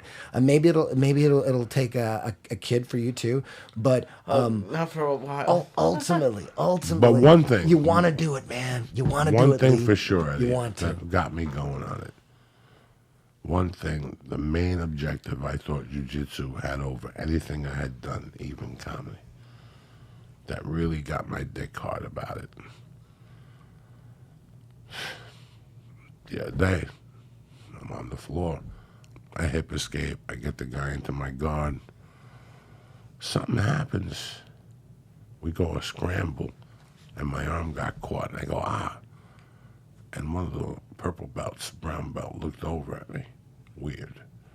And after the class, you know how many times this guy's talked to me, Eddie? Maybe 2 times. He came over, he goes, what happened to you before? And I go, my fucking shoulder. And he goes, let me see this. And all of a sudden he goes, let's go on the back. And we took a stick. And we worked with this stick for 20 minutes. And he told me to take the stick home and do this by myself for 20 minutes. He didn't look for a $5 bill. He didn't want me to give him free tickets to the comedy store. He didn't want nothing from me.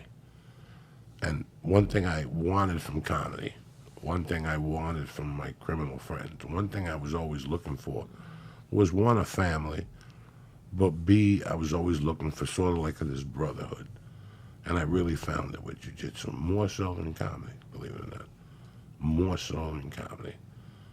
When I walk into where I go, I'm good to go. That's my fucking house. The phone don't ring. I don't want to talk on the phone. I don't get text. I don't get nothing. It's my hour. I take it really fucking serious when I go in there. When I go in there, I'm the fat white belt in the corner. I'm not Joey Diaz, the comedian. I really like that. I like that hour of nobody has to take a fucking picture. Nobody has to talk to me about auditions. In fact, I'm asking people questions. Hey, dog, get me in your guard. Do that movie you did to me the other day. You know what I'm saying? Like, and people actually go, yeah. Nobody says, fuck you. You know, some kid came up to me the other day, goes, dog, my fucking cousin called me, says you're going to Nashville. He has a school. They want to train you. When I was 418 pounds, how many people emailed me and said, we want to train you this weekend? Not many. A week before I go to a town now, I got an email from somebody who says, bring your gi, I'd like to train you at my school. And I'll say, is it far? And if they say, yeah, I won't do it. But if it's close, I'll do it. If it's close to the school, I'll definitely do it.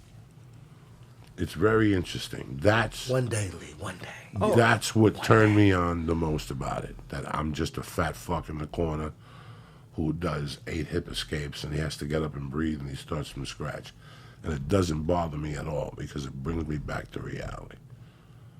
It brings me back to the reality that I like to be on. You know what I'm saying? It gets old to go out and people want to take pictures. It gets old for people to laugh at your stupid fucking jokes. You know what I'm saying? I'm just a guy in the corner. That at first I couldn't even make the whole warm-up. Now I do the whole warm-up, you know?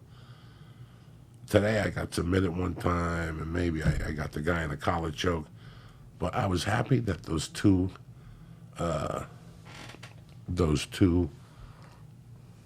deep halves worked.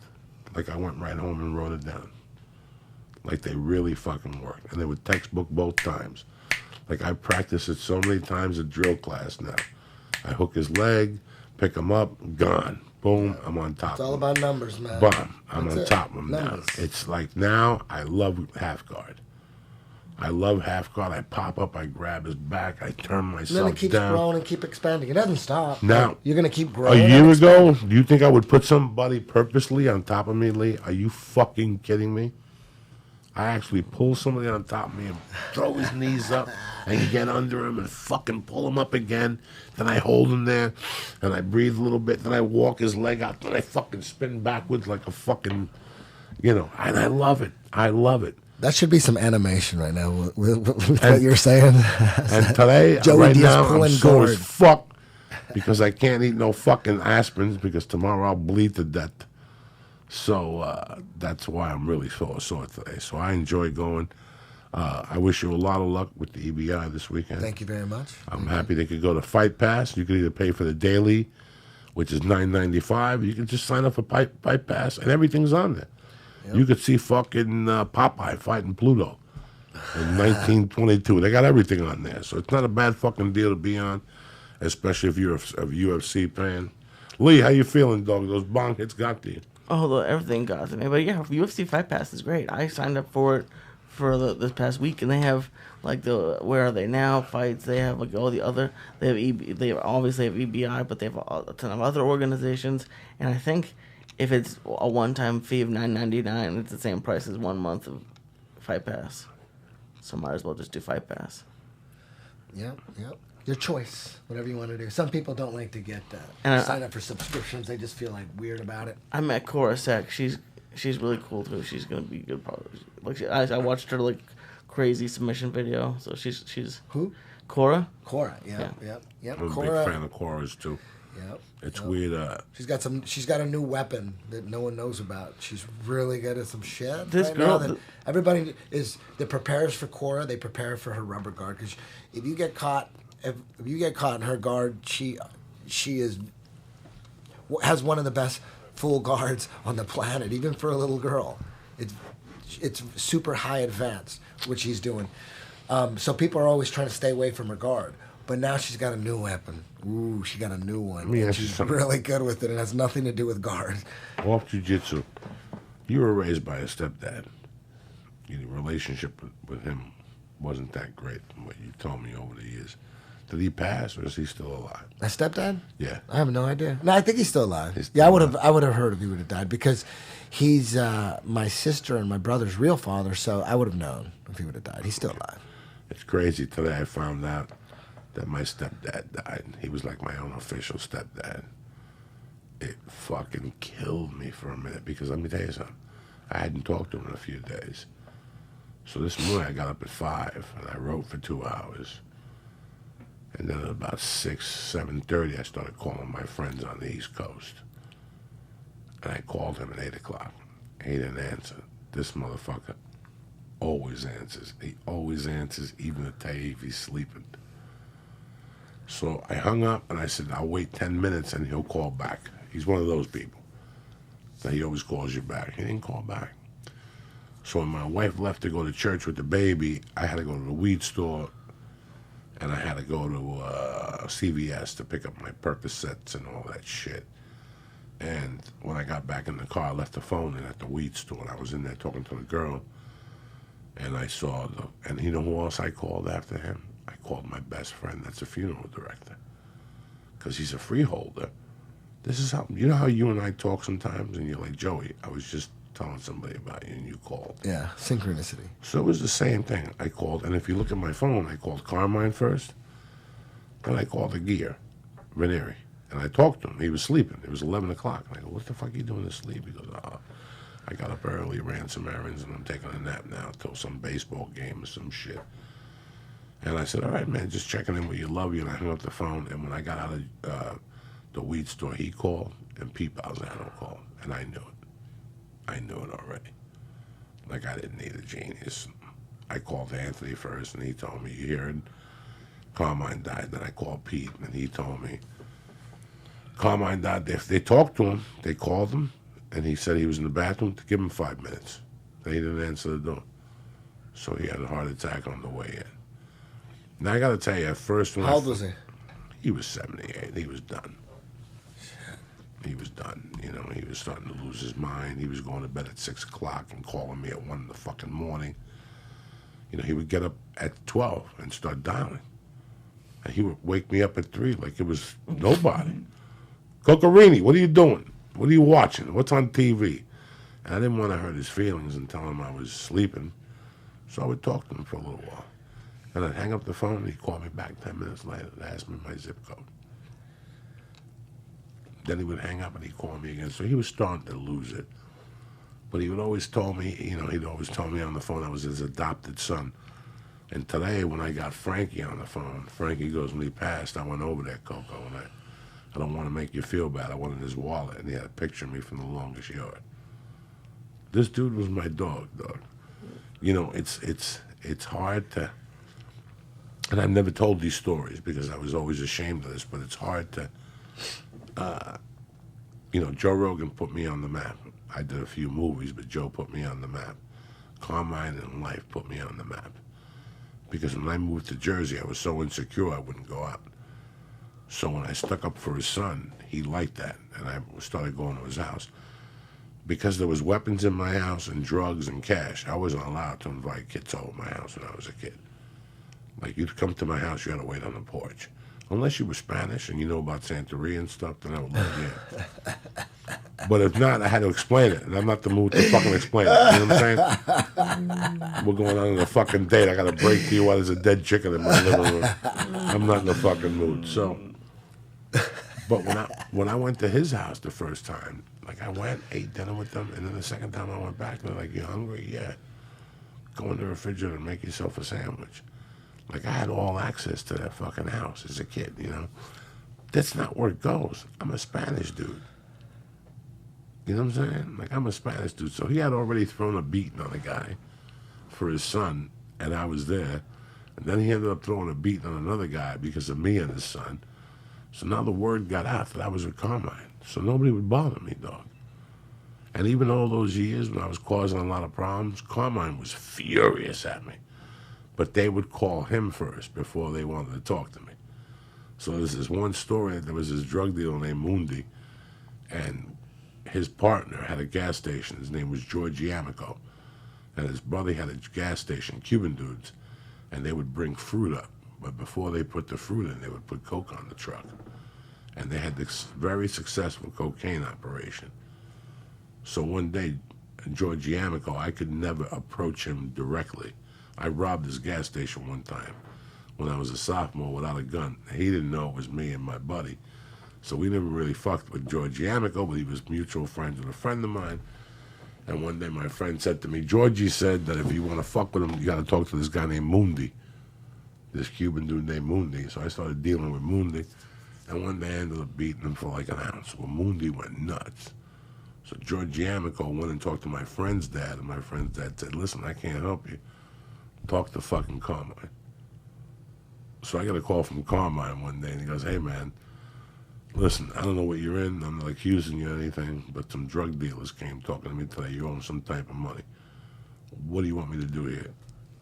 I'm like, what do you mean, what do you want me to do here? He goes, do you want to pay them?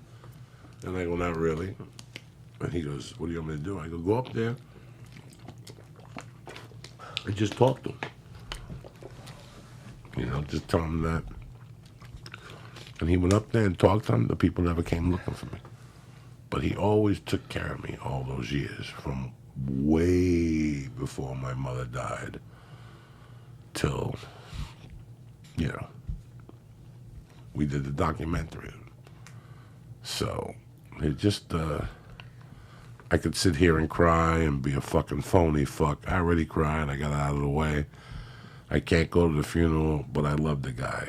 It's so crazy, the gift I got growing up, that my parents were taken away, but God taught me the gift of friendship. Like, it's a weird gift to describe to people. It's a very, very weird gift to describe to people when you have no blood and what people have done for you. Do you know what I'm saying? Usually you need to be blood with people like that.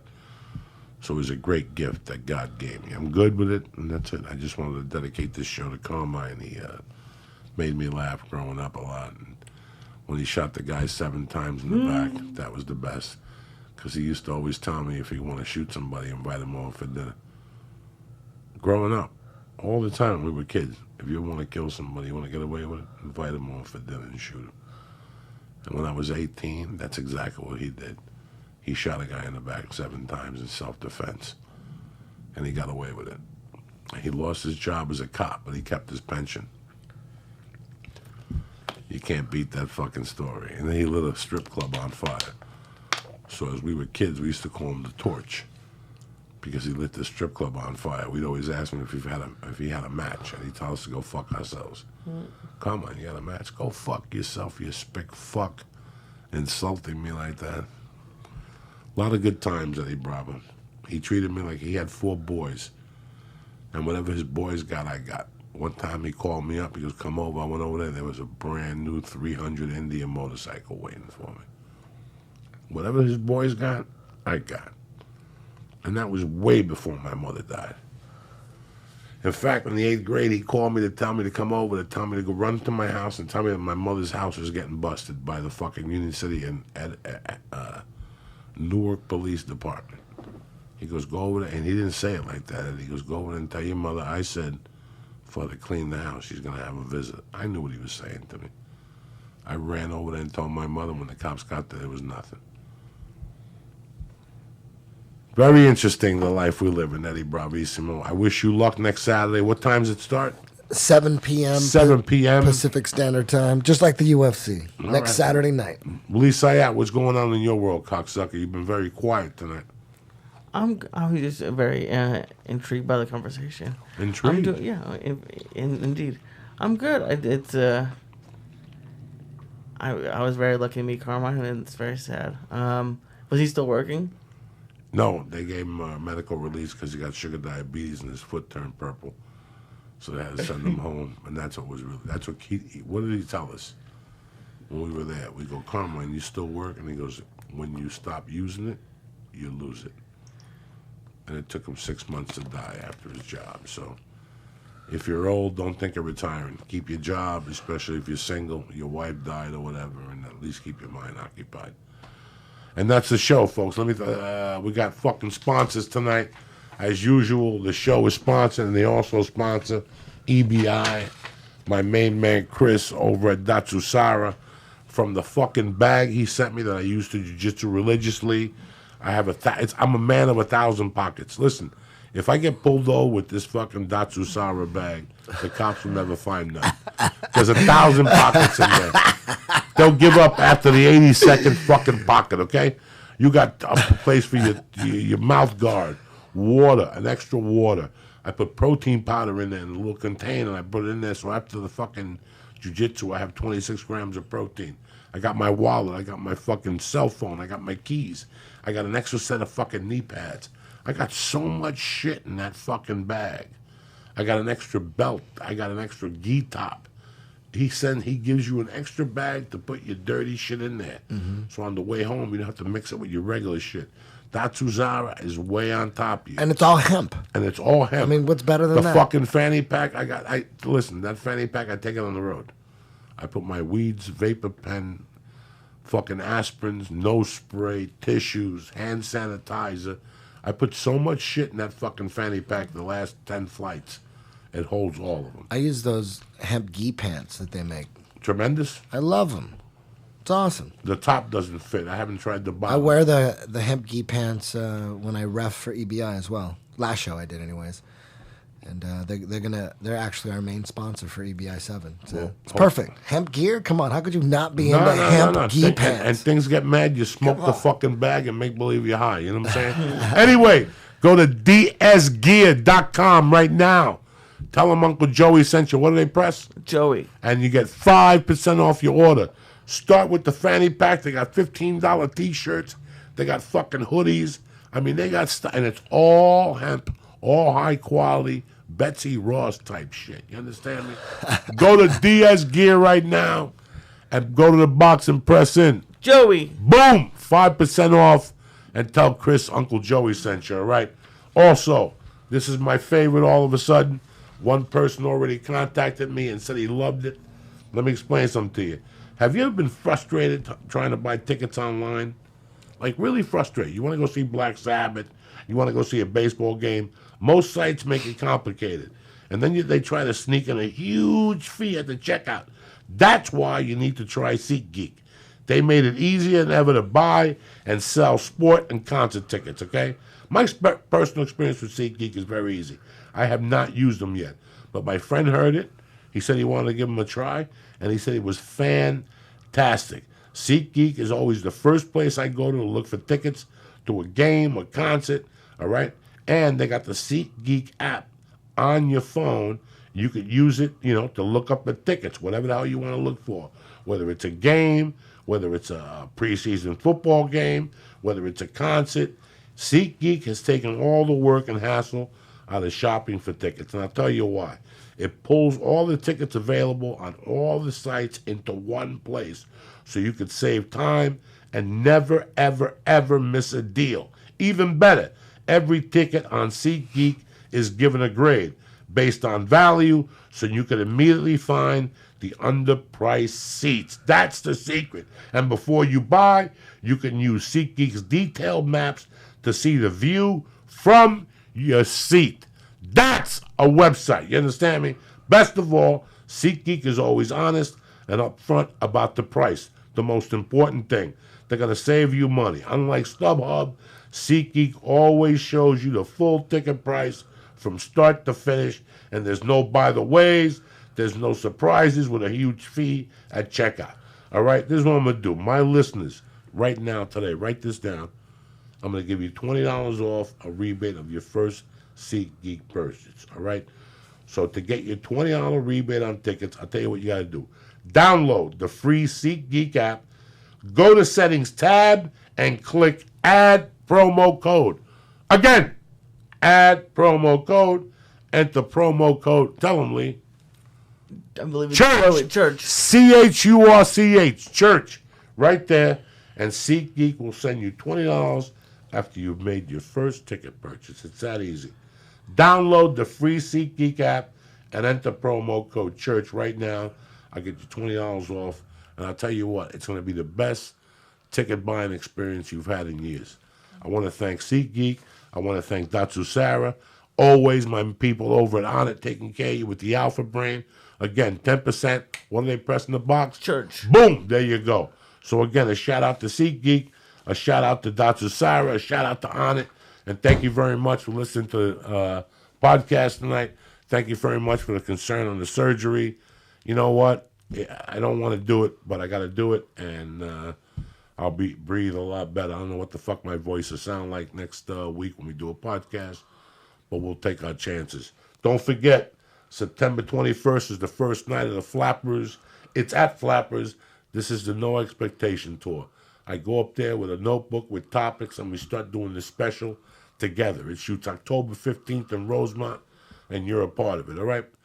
So if you're not there, I'll see you at the next one at the fucking Flappers, or it's at the Ice House. I don't know where the fuck it is yet. I'll keep you posted. See you this week. Eddie Bravo. Good luck with EBI. Thank you. On UFC Fight Pass. Lee Syatt, get your shit together. This happens to you because you're not in training on off nights. I'm fine. You're hanging out with mom and holding her hand, and you still got to do 10 stars when I'm out of town. That don't mean you got to. I did 1,000 last night. Did you do 1,000? Yeah. All right, I'm proud of you, cocksucker. All right, we'll be back Thursday or Friday or whatever the fuck I feel like, maybe Wednesday night. Stay black. Have a great night. I love you, cocksuckers.